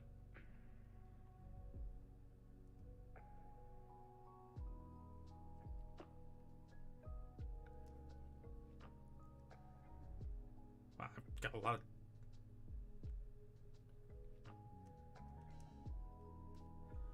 Let's hope that they actually respond.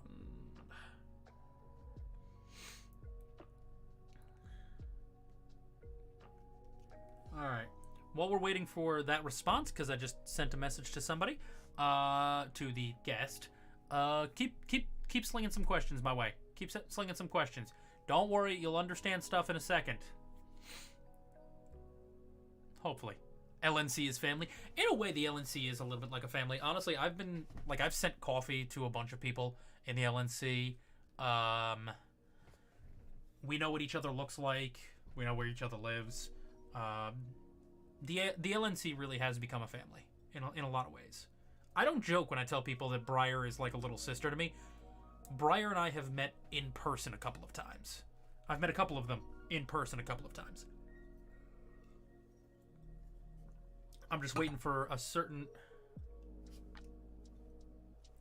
a couple of people to get their asses on planes, and then I'll have met everybody. But everybody, would you like to have a special guest? I think it's time to bring the special guest in. What do you all think? That's not what I want. I want Streamlabs. All right. I'm actually going to stop the music for this because I would like to be able to chat a little more clearly. So, ready? Everybody ready?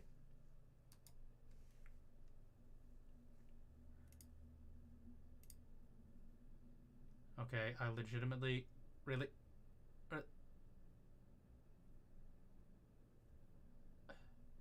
I don't know why this is acting so damn weird.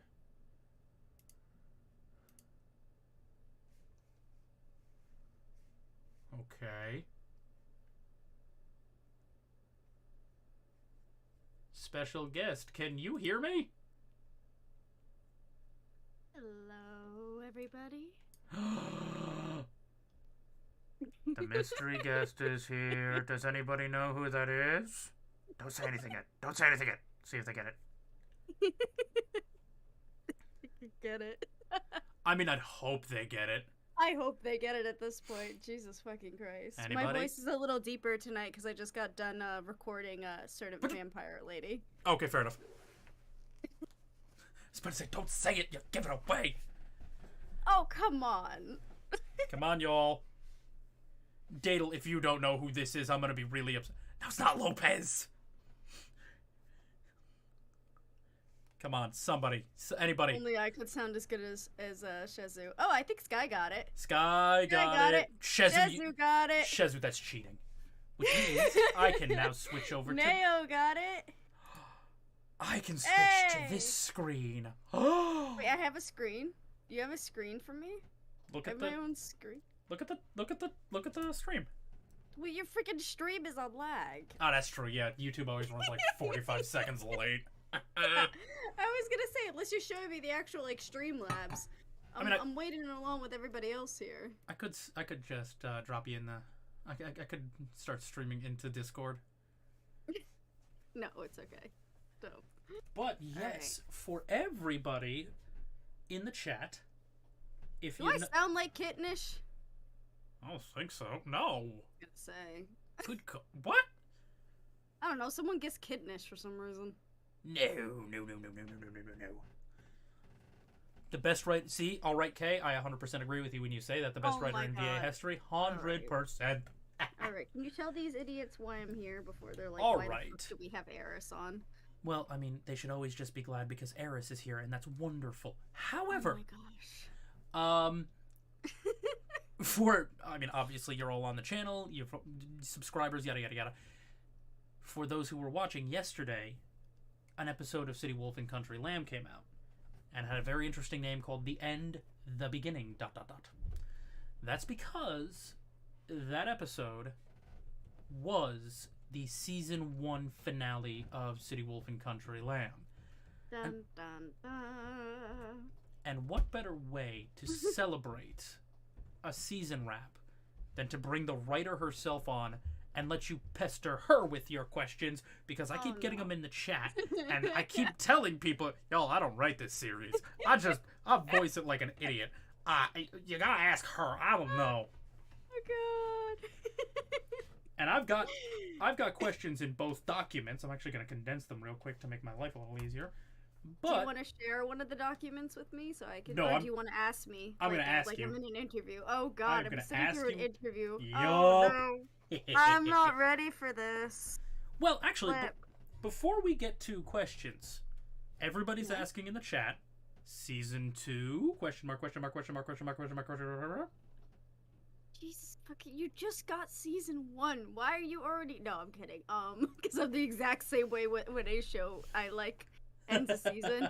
I'm like, so when's the next season? Me when I finished Arcade. So when is season 2 again? Me when I finished what's it called? What was another show that I really? A Reacher was another show that I like. It was just like good action fun, and now I'm like, when is season 2? So season 2 will probably be. Sorry guys, it's probably not going to be until after summer. I want to say fall, the earliest. I still got to work on a bunch of stuff for Dade. So you can blame Dade because he's pretty much hired me as a writer. Yeah, it's all that mustard lover's fault. Yes, I also have to work on my own stuff as well. Though I'd be more than happy to end my channel in the Pen series just to continue, giving you scripts for City Wolf. Oh, you're not allowed. You've got at least 2 more seasons to go. Yes, but yes, City Wolf will be back for season 2. Can't really disclose what's gonna happen, but until then, at least you guys have Dragon, which is in the same universe, so something to hold you over a little. So yes, now to confirm, and yes, Dadel, I saw you kind of losing it for a second there in the chat, and that's okay. I respect it. The Dragon Mafia boss, Arier, am I pronouncing that right? Yep. Oh, thank God, because I didn't ask before I started voicing. That is okay. I literally chose a name out of the void that is the internet, and I thought, oh, this is one that is never used, because I'm trying to get away from, at least for you, from people using names, and because a certain VA named Redacted, also Eric, who I modded for, so I'm allowed to fucking rail on this asshole sometimes. He's not an asshole, he's an amazing guy. Don't quote me on that first part. He's taking all the good names! The 20k live stream just got real fucking spicy, chat, and I don't know what happened.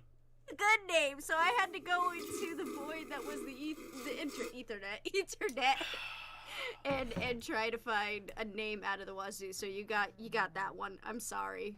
I don't know what just happened, but damn, okay.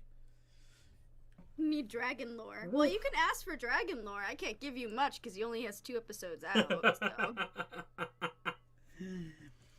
But yes, Arier does exist in the same universe as Mitch.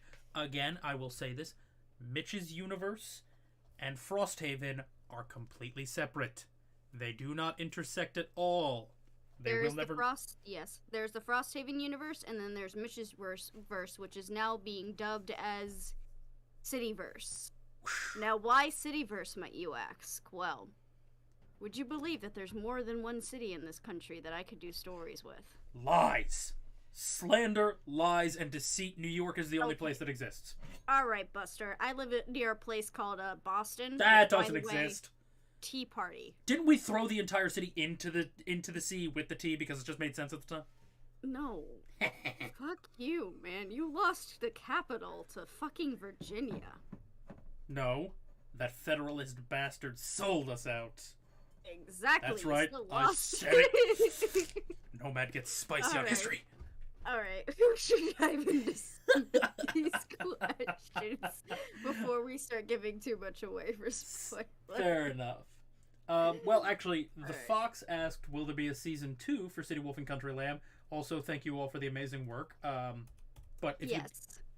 there will be. There will be. Eden Borden asked, did you have Lamb's secret planned out from episode 1, or did it develop over time? That one actually developed over time, and I'm not gonna lie, guys. It was kind of out of spite that that they became not she. They, because it's an M for A, not the M for F that I'm writing for you.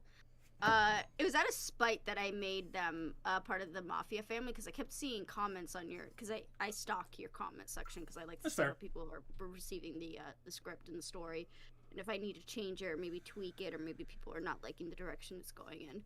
But I saw a lot of people being like, okay, Lamb is either a Lamb shifter, which really, guys, have you heard my scripts?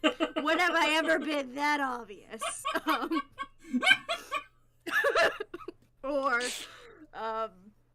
Or what's it called? Or they were a hunter, which also would have been a little obvious. It's been done before. I didn't want to do it again. So it kind of, I knew I wanted them to have a little bit something more to them than just, you know, a person trying to start a new life. And it kind of developed when I was figuring out what I wanted to do for the battle. Because it was kind of trying to figure out how I wanted that to end. And I got the idea of, well, what if the listener actually just ends it? Because I want you guys to be an active participant in the story. I mean, no, like, your stories already do that, where the listener does have an active role, but I really wanted the listener to have, like, a very active role. Like, you know, there's something with you, and there's a little bit of mystery in you and everything, so I figured, well, why not? That sounds kind of fun, so. Rock, okay. So there you have it. Jacqueline asked, oh, no, is there going to be another whole season or more parts? Yeah, same thing. Yes, Yep. season 2. Yep, it's coming.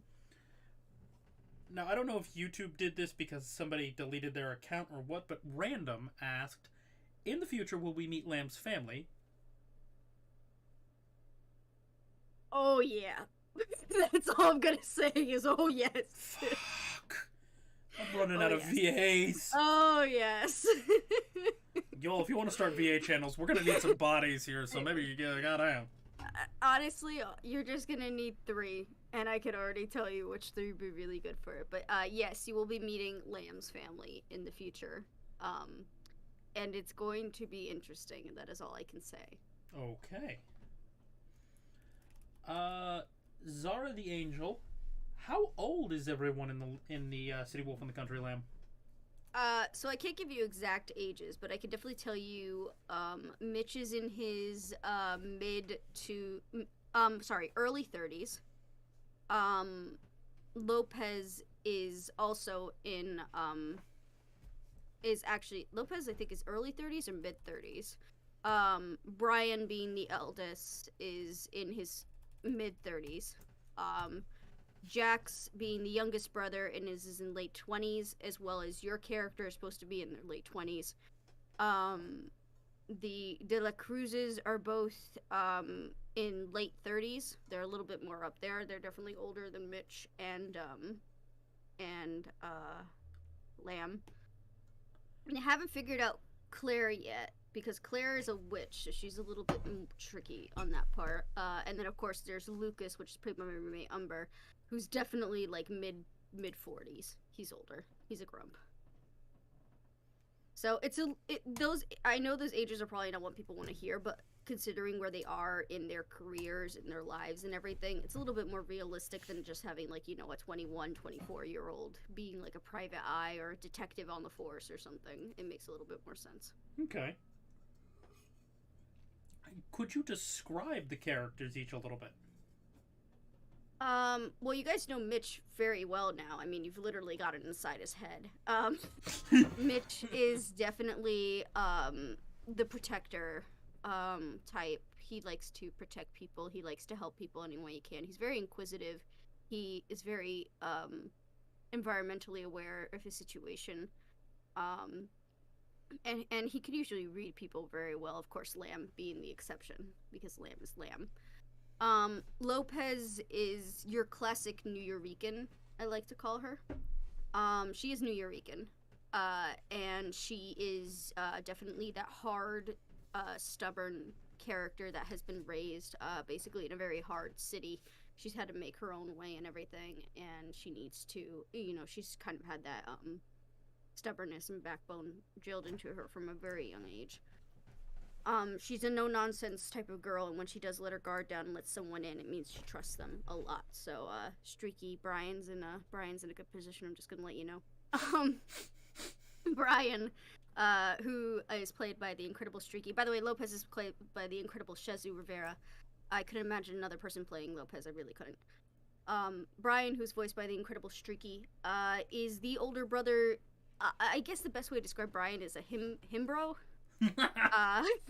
But he definitely can step up to the plate to be the more mature one and to kind of put the younger two brothers in their place, as you saw when you first met him. You know, since their parents died, he's had to step up a little in the parental role, but he still acts like their older brother and everything, and he's not afraid to have a little fun too. Jax, who is voiced by the amazing Evil Sea Cow, is definitely going through shit right now in his late 20s.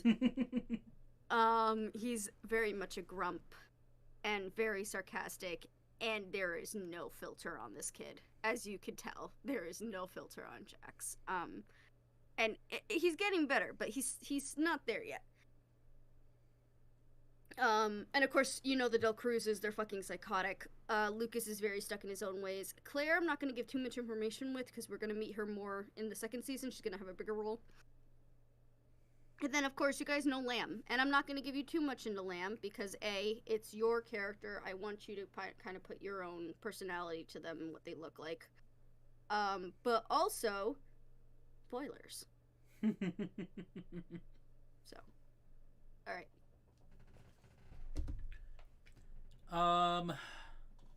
That was actually some of the, that was the main questions that I got, because a couple of them repeated. Where did you get the inspiration for the series, though? Like, you and I have talked a little bit about that, but where did the idea for City Wolf come from to you? So, I think it was back in the days where I was writing scripts for Reddit, and I was just putting them out there to get my name out there, and I think I had this one actually in my mind for Cardlin. And I was too chicken shit to actually send it in, because Cardlin doesn't really do supernaturals all that often. He's more of the, like, realistic comfort type. Mm-hmm. So I was so chicken shit that I was like, you know what? Fuck it, we're gonna put it on Reddit.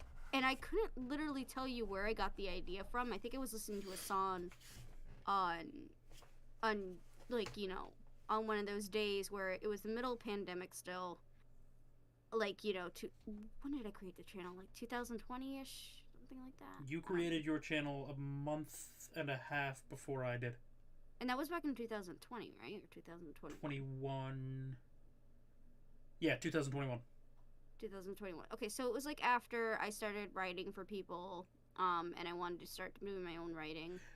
Sorry, and no, 2020. Sorry, I'm an idiot. Late 2020. Yeah. Yeah. Sorry. So we're still in pandemic. Things are getting worse. I'm realizing I can't go home for a while because of this. I'm stuck back in my house because our work has shut down again.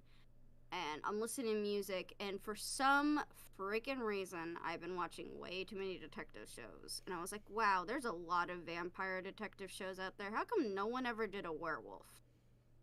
And I guess for some reason, then that whole scene just came into my head of just, someone coming in and, wanting to be an assistant for a werewolf detective. And then from there, it kind of just snowballed. Okay. Honestly, I never meant for it to be this big or get this far or anything. I thought it was more going to be like a slice of life thing. So what you're saying is, I beat Cardlin. Sorry, couldn't help. It's more like my anxiety and my brain going, there's no way in hell he would ever take this script. Going, yeah, no, just put it on Reddit. Someone will take it. By the and way, you took it. That's how I met you. Yeah. Was through the script. So, you know what? If the script brought me your way and brought me to our LNC group and everything and some really good friends and everything, then I'm okay with it. Also, I need to put a disclaimer, especially with everything going on. That's a joke, people. I love Cardlin. I have nothing but respect for Cardlin. I'm not in any way throwing shade at Cardlin. I love the man. That's a joke. Please, for the love of God, that's a joke. Ooh, okay. Actually, we got... there's some questions in chat. What made Mitch want to leave home? I actually never thought about it that far. If I had to guess, I think it would be probably the pain of just his parents' memory always being around, and him just feeling like he needed a fresh start. So yeah. Okay. Does Lamb have any connections with the Dragon Man? Spoilers. Le gasp. Not a question, but something that I think everybody in chat, everybody in the LNC, and myself personally, haha, Eris, be nicer to yourself. Yeah, that's right, I said it, and I even put on the growly voice. Oh no, the growly voice. Yeah, no, right? Eris, did Lamb actually live on a farm for even part of their life, or was that part of the lie? Yes, the farm is actually a farm. I'll let you have that bit of snippet of information. The farm is actually a farm. It is a cover, like most things in the Mafia, though. So, yes, Lamb did have to learn how to manage a farm, but then there was other stuff going on in the background, so... Le gasp indeed. Le gasp. Le gasp. Oh, actually, this is fun. Tips on ASMR script writing. I have a character I want to write a script for, but I have no idea where to start. Start. And realize that your first go at it will never be your finished. It's going to be, you have to keep going back and adding fluff and adding more explanation and understanding why it's happening. And also, putting directions for your people is nice because it kind of lets them know what tone they should be using. I've known for a lot of new VAs, it actually helps them a lot if you give them a lot of direction. And it's not you being pushy, it's literally you saying, hey, this is the way you should deliver it, and trust me, it's gonna work for what I'm going for. And then just go with it. Always make sure you're being, make sure that, it makes sense. Make sure it's something that you want to work on. And this is something that I did in the beginning. I was starting out with a VA and great VA, Kindred, amazing VA. Really sweet, gave me my first chance at this, and I will be forever thankful for him.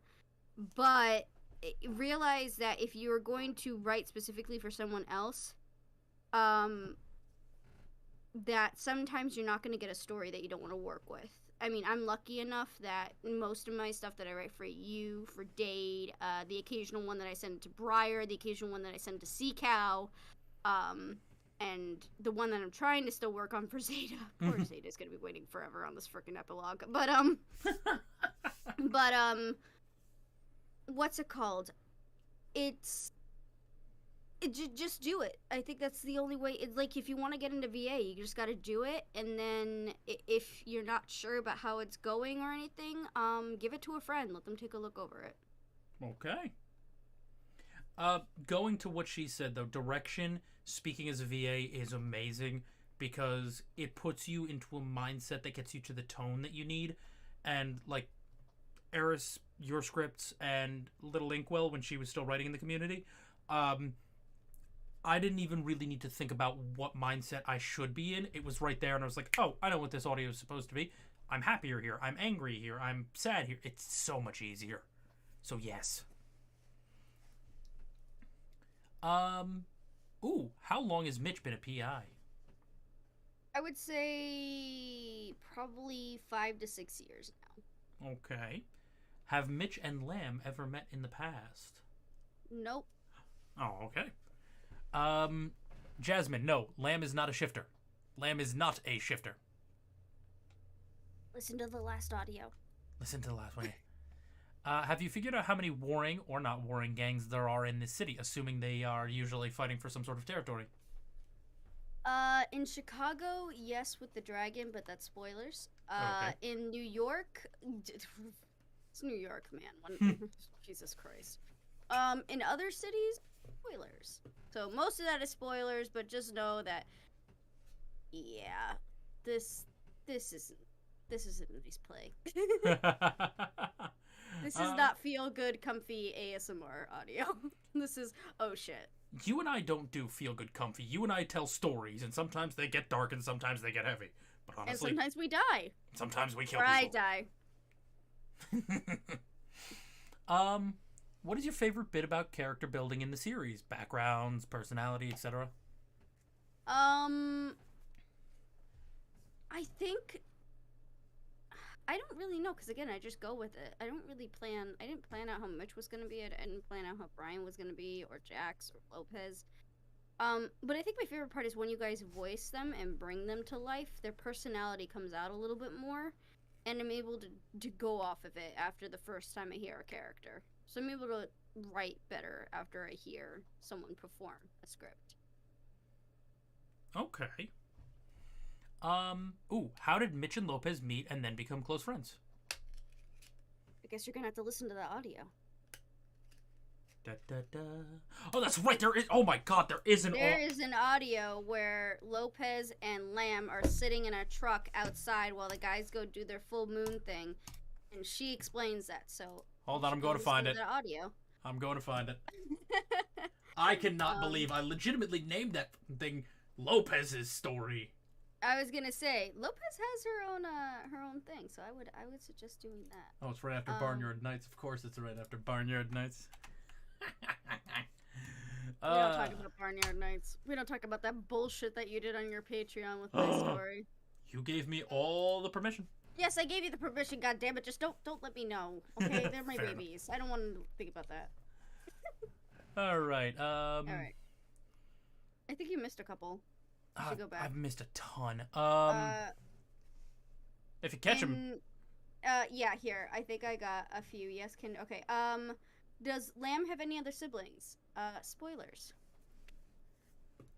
What exactly do you mean by direction? So I mean, like if a line should be delivered, with, like if someone should be mad there, like, so let's take this line for example.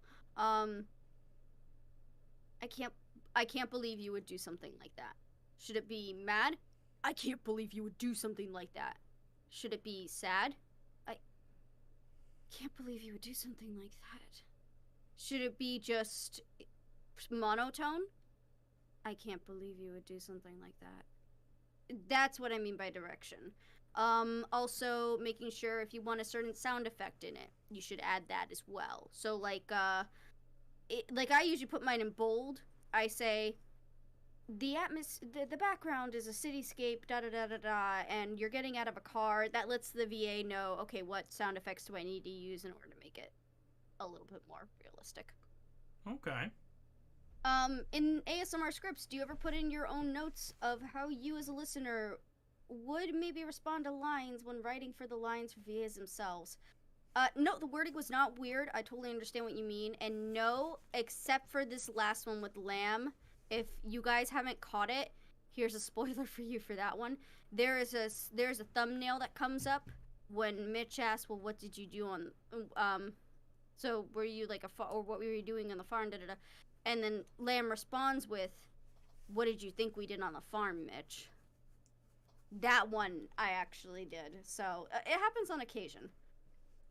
How did Mitch and Lopez meet, then become close friends. How did again? Listen to the Lopez audio that Nomad just put in his chat. Does Lamb have any good connections? Spoilers. Oh, back to you, Nomad. Is the pack okay with Caleb in New York and Chester dealing with his dad? Who's holding down the pack? You're talking to her right now. Talia's got it. Talia is the beta of the pack. Talia's effectively second in command. When I'm the big sister. Oh no. when Caleb is out of commission for whatever reason, Talia takes over. Chester is just the side of an Omega, to be brutally honest. He ain't a leader by any stretch, but we'll get into that later. Any tips for doing collabs or asking people if they want to join one? IDK if that's on topic. Completely on topic. Huh. Considering that most of City Wolf was a fucking collab. Yeah. Editing is fun. Oh, that's why it's yours. That's why I give the script over to you. You know this. But when it comes to, I would say, as long as they say they're comfortable with collabing with people, ask, and then be ready to always err on the side that they're gonna say no. And that sounds very, very pessimistic, but here's why.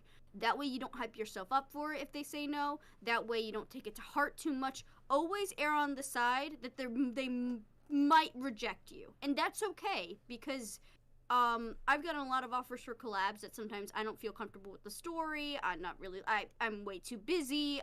It's mostly because I'm busy. Or a plethora of reasons. And then allow them to say no. And allow them that courtesy of being able to say no is what I would say. And, I mean, to her point, when Eris first came to me with, I think it was episode 3 that we met Lopez, the first thing you asked me was, would you be okay doing a collab? It wasn't like, this has to be. It was, would you be okay if this story went in a collaborative direction? Which was then followed by the way, I think Shezu needs to be the one to do this, so. Which, by the way, I was so happy when you did ask Shezu. I was like, oh, yes! No, listen, that was the recommendation of the century, because honestly, at this point, nobody but Shezu could be Lopez. Do you have an idea on where you see the story going, ending? Spoilers. Who casted the VAs to their respective characters? I can only take credit for Lopez. To be honest, when it came to casting certain people, I actually put Marina Del Cruz out to general audition. Like, I actually said to everybody, hey, toss me a voicing sample, here's 2 lines. And Loon VA dropped me her sample, and I think within, like, 30 seconds of listening, I got you on Discord immediately. Was like, you gotta listen to this, you gotta listen to this, you gotta listen to this. Yeah. And you listened, and almost simultaneously we both went, yeah, that's Marina Del Cruz, all right. That's it. Loon was too good. I was not expecting that, quite honestly. Oh, no. I was blown. I think I was speechless actually for a couple of minutes there. She just showed up and, took a baseball bat to, everything and went, no, this is me now. Siren, everybody knows Siren's son is good. I know, right? The dude's just talented as hell. The guy can sing, the guy can voice act, the guy can draw. You know what? Leave some for the rest of us, please. Seriously, can someone bro. go on Twitter, Siren, just with this line from us. Leave some talent for the rest of us. God please. Thank you. Streaky, Seacow I had been working with because of a couple other things, and I was like, you know what, this dude, I like him. He's got a really good vibe to him. Same thing with Streaky. So the casting and then was... by the time we got to Lucas and Claire, I mean, we had both known Briar now for a while. Yeah. So, and then Umber is my roommate, so I mean, he needed a voice for Lucas. I turned around to Umber and was like, can you do something for me really quick? And Umber was like that. So, yeah. Next question. Question for both of us, actually. IDK if this was answered, which I think it was, but what got you guys into ASMR and voice acting? Well, I've talked about that 3 times in the last 2 hours, so you go right ahead. COVID. So the same thing, no, then. Seriously. COVID. I mean, I feel like everybody in the world was in the same headspace of, oh my god, I'm getting massive amounts of cabin fever. And thank god at least I was with my roommates. And Umber and Toaster kept me so fucking sane through that first 2 years. I mean, seriously, if they hadn't been there, it would have been very, very bad. Because I'm usually an introvert, but I didn't realize how much I needed just someone else there.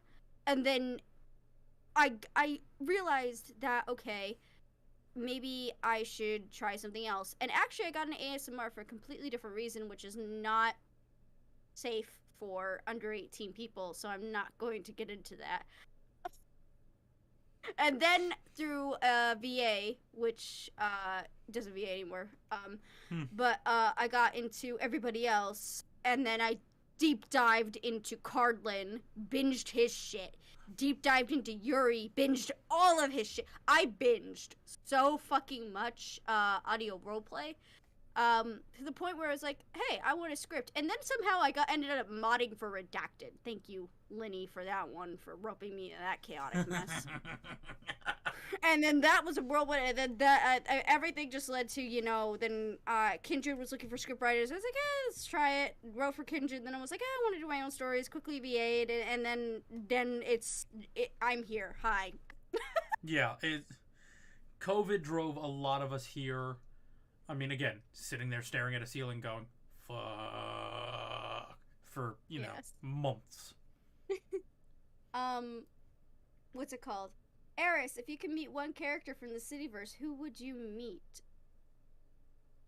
A character that has not been introduced to you guys yet. And it's from Dragonverse. And I can't tell you anything more than that. It's a bartender. That's it. Ooh. All right. Wait, I got a nickel that says okay, yep. Nope, you don't know who it is. No, but I have an odd feeling I have an idea, but meh. Probably. How do you do all the emotions so perfectly? I think that one's to you. Music. I get a lot of music going, depending on what I need to do. So, like, okay, I'm gonna be very blunt with this. If I need to be in a sad mindset, Woodkid did a song called Horizons into Battlegrounds. It's on his S16 album. The very first time I listened to that song, I was openly in tears. I make no qualms about it. It is such a painful song, and I will listen to that when I need to be sad. If I need to be upbeat, I listen to certain things. If I need to be... Music gets me exactly where I need to be. Okay. Honest answers. Were you guys theater kids? Yes. No, I stayed so far away from the theater. I think the only theater that I did was for extra credit for my English class. I did poetry night one time when Borders was still around. Remember when Borders was still around? God, I miss Borders. I have Borders books on my shelf. I know. No, I grew up in the theater. I actually grew up in the theater world. I can't say too much because it would absolutely dox me. But I grew up going to auditions and rehearsals and many mini shows. So yeah, I was a theater kid. A little off topic, but Eris, what is your favorite musical? Fuck.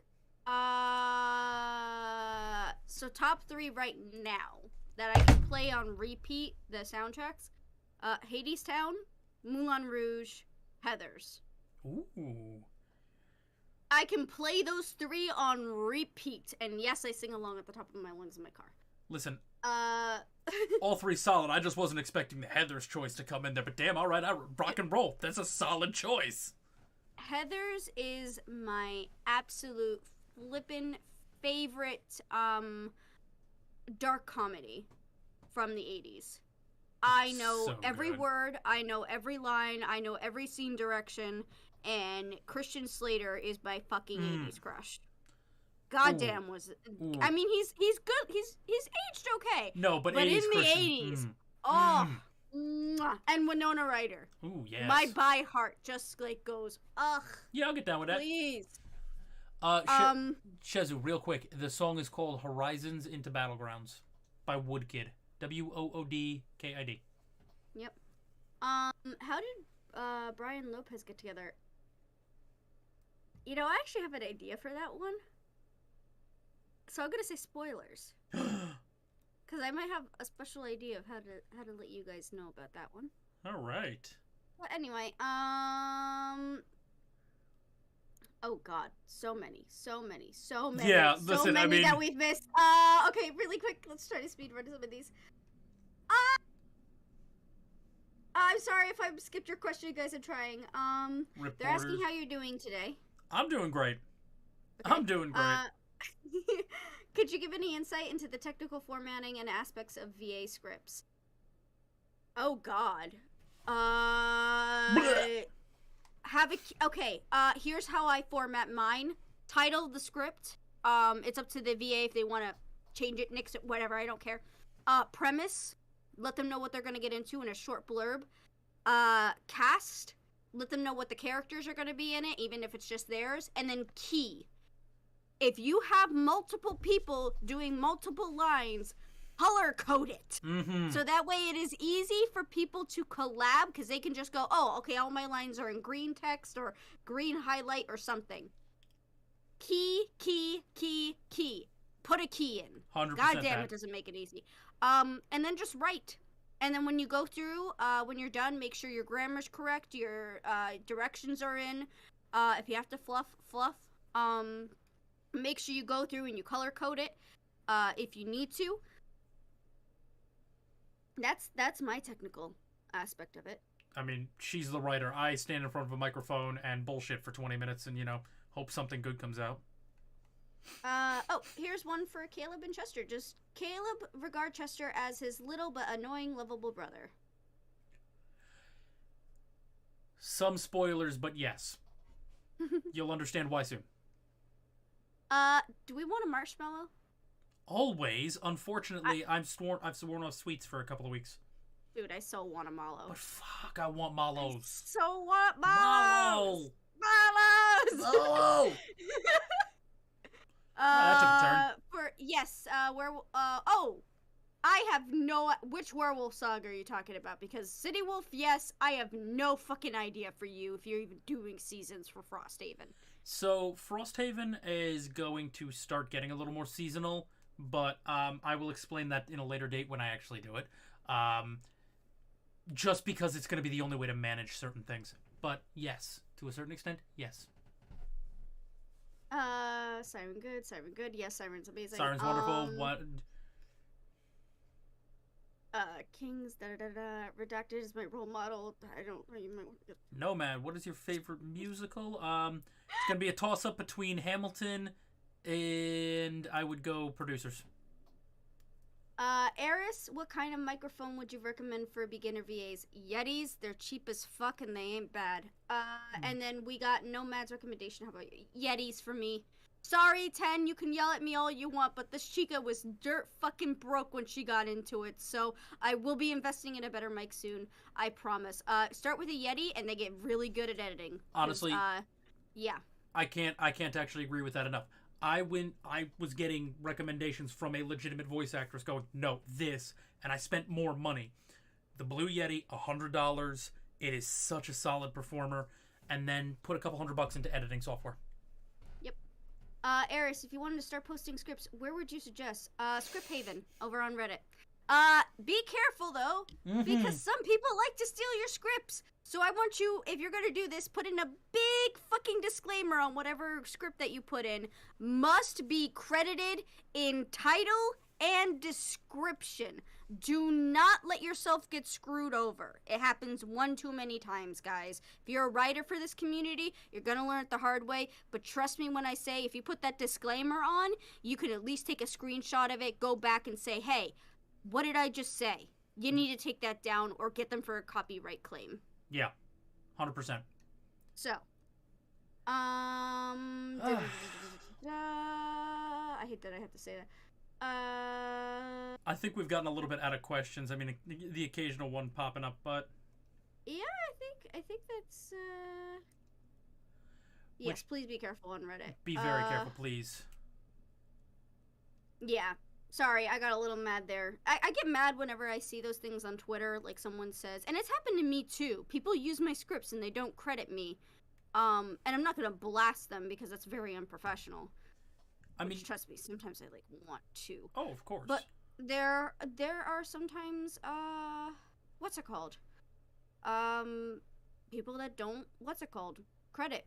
And make sure guys, whenever you leave comments in the description, and if someone's writing it, give some credit to the writer, please. Yeah. Please, you have no idea what a freaking dopamine rush that is to see someone being like, "Oh, you read the fucking thumbnail." If you've ever noticed on it, all the City Wolf, the Dragon, Dark Dance, every one of them in the corner either says Eris the Writer or Eris Serenity, and I know that's going to change to just purely Eris Serenity soon. On anything I did with Little Inkwell, it always says Inkwell. And the one other script I took as a fill was from She's Snarky, and it says She's Snarky. Always credit your writers. Honestly, half of us wouldn't be where we are today without the writers. It's just the truth. Any writing prompts? I got nothing.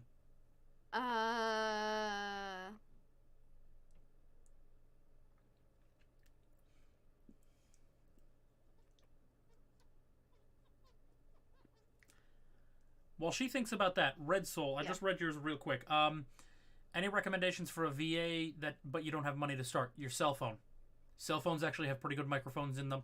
I know VAs who have started on a cell phone. Use your cell phone, and Audacity is free.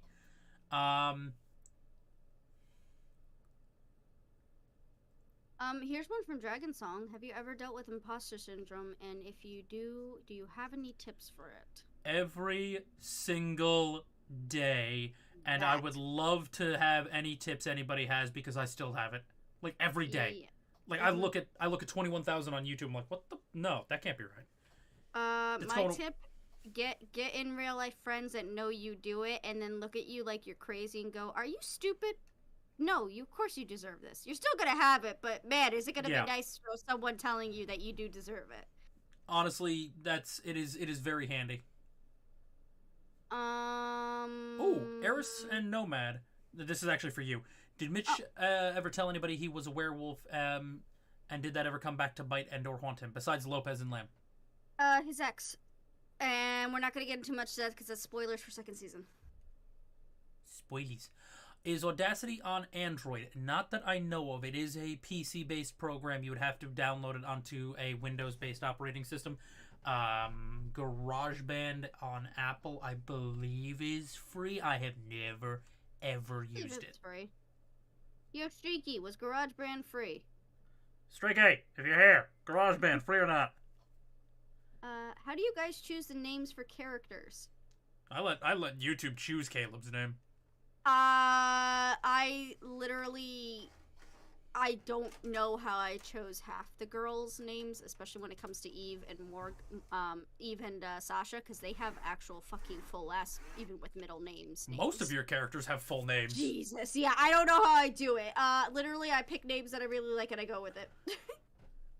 Well, actually, to be fair, most of the guys have names as well, but, Eris, more Dark Dance? Question mark. Yeah, I kind of left you guys on a... Just stop. Soon. Now that City Wolf has wrapped. GarageBand is free. Focusing on drag. Oh, cool. Definitely will be working on more Dragon and maybe a little bit of Dark Dance. Oh, here's one. Oh, yes, Pudding Cups. We did see the gift that your partner did for LNC. Yes. I loved it. I loved it so fucking much. Pudding, if I'm correct, you are still a patron. Let's chat, because let's chat.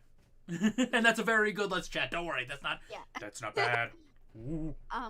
What mythical creature would you like to be for Nomad? Any other creatures besides a furry werewolf? Now, why you gotta play me like that? Because you know me. Why you gotta hurt me? Why you gotta be so rude? Shit, I'd be a Duahan, actually. Sounds cool as hell. Oh, God. Listen, I can't be bothered by the fact that it's just cool to be Irish and be a Duahan. I get a cool-ass horse, I get a cool-ass sard, and I get to take my head off and play volleyball with my own head. It's pretty fucking cool. I don't think I would be a mythical creature, but I would like to be Ren, who runs a magic bookshop. I feel I like would just like to be the owner of a magic bookshop. I'd be totally fine being human and having my own magic fucking bookshop. that vibes. Yep. If I had to choose a creature, though, like if someone put a gun to my head and says, no, you have to, probably an owl shifter. Thank you, I'd be okay with Dade. that. Thank you, Dade. No, read what Dade wrote. I'm scared. What did he write? Nothing wrong with werewolves. Flip you. You're also the other furry. You literally post werewolf masks. I mean, to be fair, lad, if out of the two of us, I don't actually own a werewolf mask. I own a chicken head, not a werewolf. Oh, I don't know if that's better or worse. Fake. Sure, Jesus. Eris, what do you think of Damien and his mate? Would you claw their eyes out? No, but I definitely introduced him to Eve. Oh, fuck. Oh my god. Y'all, that bad. Are you, I think this was the start of a question. It was like, are you guys aware that I guess that was the start of a question. Where did the accent come from so fast? Literally, I can do it without even dropping a beat at this point. I spent an entire day at work once, many years ago, when I worked at a retail store, doing this, telling everybody my name was Michael McBride and that I was born and raised in Dublin. It was great fun right up until an actual Irishman walked in, but I did it and he couldn't feckin' tell, so I've always assumed, oh, that's a good accent then. Maybe he didn't tell you because he's trying to be nice. That's anyway, a very real possibility. From Dragon Son, hi, me again. How do you do your accents? I have no fucking... I mean, my southern ones I got from my aunt down in Georgia. I can easily slip into a Georgian accent, and then if I want to do tests, I just go a little bit lower and slower, like, you know, a little bit more south. And then my English one I hate, but everyone thinks I kind of do it okay. And because I've been hanging out with you and Briar for so fucking much, I am now starting to develop an Irish accent. Oh God! That wasn't it, though, last. Jesus, no, that wasn't. whack. That was the pirate. Because I was recording her too. So I don't know. I don't know how we do the accents. Or at least I don't know how I do. I mimic. I'm a fucking mimic. I've been doing the Irish since I was in high school. I can also do a pretty good Texan Southern. I mean, my aunt was living in Texas for many years, and I have friends in Texas, so I can pick that one up real easy. Honestly, with Caleb, it's just down here. He's just fucking tired, and I'm fucking tired, so I just do tired for Caleb. I have no idea where Chester came from, you know? Chester is just weird. I think Chester kind of spawned out of the laugh, because, I mean, as we talked about, that's literally my laugh, so, I mean, you know. Eris, can we hear your English accent, please? Oh, you mean this really posh one that makes me sound like a complete and utter ass? Yes, you can hear it. There it is. Do you think Johnny Depp is hot? Depends on the version of Johnny Depp. Yeah, I would say that. Young Johnny Depp. What about okay, no, we do not bring a Valley Girl voice. No. Just wait until the next charity stream, y'all. I got you. Are you kidding me? I got y'all. Don't worry. Just wait till the next charity stream. Have either of us seen The Last Kingdom on Netflix, Viking show? No, I'm not big into Vikings, so I can't. I have. I wasn't a fan. Boy. Gonna be honest, I'm not a fan of a lot of the Viking stuff out there because, well, you know, the Vikings didn't wear eyeliner. They wore armor, and they were cool as hell without any of the shit that History Channel did. Sorry, I could get on a rant. Nomad, what exotic animals would your characters have as a pet? None, because I would like to think that most of them are smart enough to know that having exotic animals that will rip your face off is probably a bad idea. Fair enough. Though, Eric, go. No, actually, no, yeah, Deacon isn't even that stupid, so yeah, we're good. Okay. What's it called? Eris, what do you think about AP Dude, I failed math. My name is Eris the writer, not Eris the mathematician. I suck at math. See, this is what she doesn't want you to know, lads and lasses, is that her other alias is actually Eris the calculator. Eris the abacus. No, I use a calculator. That's about it. We get Valley Girl Heiress if we get Spanish Nomad. I think this is a fair trade. Yeah, You said that's you wanted charity to learn stream. Spanish. That's charity you stream said- right there. Valley Girl Nomad. Oh my god, listen, you don't want Valley Girl Nomad because it's basically just me in certain clubs down in Asbury Park, okay? So don't worry about Valley Girl Nomad, alright? What is Chester's favorite video game? Chester's favorite video game. I don't know. Help. You helped create him. What's his favorite video? Oh, me? I feel like he'd be big into Rainbow Six right now. Okay. Any shooter game, really. I think Chester's probably on the same line as you and I right now with DBD. He's not going to be playing for a while. Nope. And you know why. In Frosthaven, will there be a mermaid? Probably not. I'm going to be brutally honest, probably not, because there are a couple of people doing really good Siren and Mermaid series out there, and I really don't want to step on toes, so probably not for a while. Fair enough. Or if it is, I will have somebody else voice it. What are our favorite songs? I don't really have one right now. Right now I'm on The Longest Johns and Poor Man's Poison Kick. Couldn't pick. Yeah. Music is so eclectic, and so many different songs mean so many different things. Shit, you said Longest Johns, and now here's a health to your company is all I got in my head. Yep. Oh, mine is Ash and Oak and Thorn. Oh. One stuck in my head at the moment, which I have made a whole D&D campaign to already, and I do not even know how to GM. So. Nice. Good night, Dragon Song. Good night. Thank you for joining. What Actually, time is it? yeah, I was gonna say, Yeah. y'all. It's been about 2.5 hours. At this point now, we're just throwing random questions out there, which is a lot of fun. But we could save that for a couple of days from now. So. Yep. All right. Yeah. Well, you're gonna sign off. This is your freaking 20K. Thanks. By the way, congrats on 20K. You know. And I have said this. I said this before you showed up, and I will say it to you, not to your face because this is over a microphone, but you know what I mean by that. I wouldn't be here without you, so don't even play. You know that's true. Absolutely wouldn't be. I see the numbers on City Wolf. That is a fucking phenomenal story. Dragon is a phenomenal story. Dark Dance is a phenomenal story. You literally are the best writer in this damned community, and I got very lucky, so you know what? I consider myself very lucky for knowing you. I wouldn't be here without you. Don't even. Here, just close at the goddamn thing before I start showing emotions. Come on, man. I got a Tsundere fucking persona to keep up here on YouTube. Fair Let's enough. go. Y'all, then I'm just going to say, seriously, from the bottom of my heart, thank you. I do have a big chunk of imposter syndrome. I never thought I'd be at 20K. I didn't think I'd be at 2K, but here we are. And I really do think I have the best community on this fucking platform. And that gets proven every day more and more right. Holy hell. So,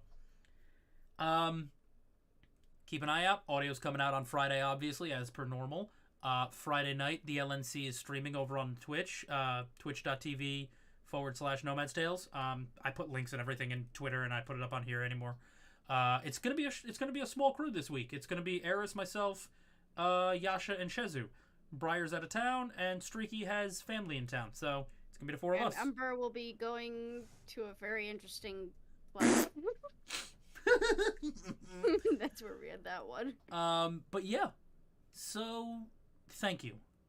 Just from the bottom of my heart, thank you for giving me a hell of a platform, a hell of a community, a place to do my dumb shit, a place to tell my weird stories, and just, generally be me. So, from the bottom of my heart, thank you. And with that, make sure to drink some water, take things one step at a time, and be nice to yourselves. You all deserve it. I'll catch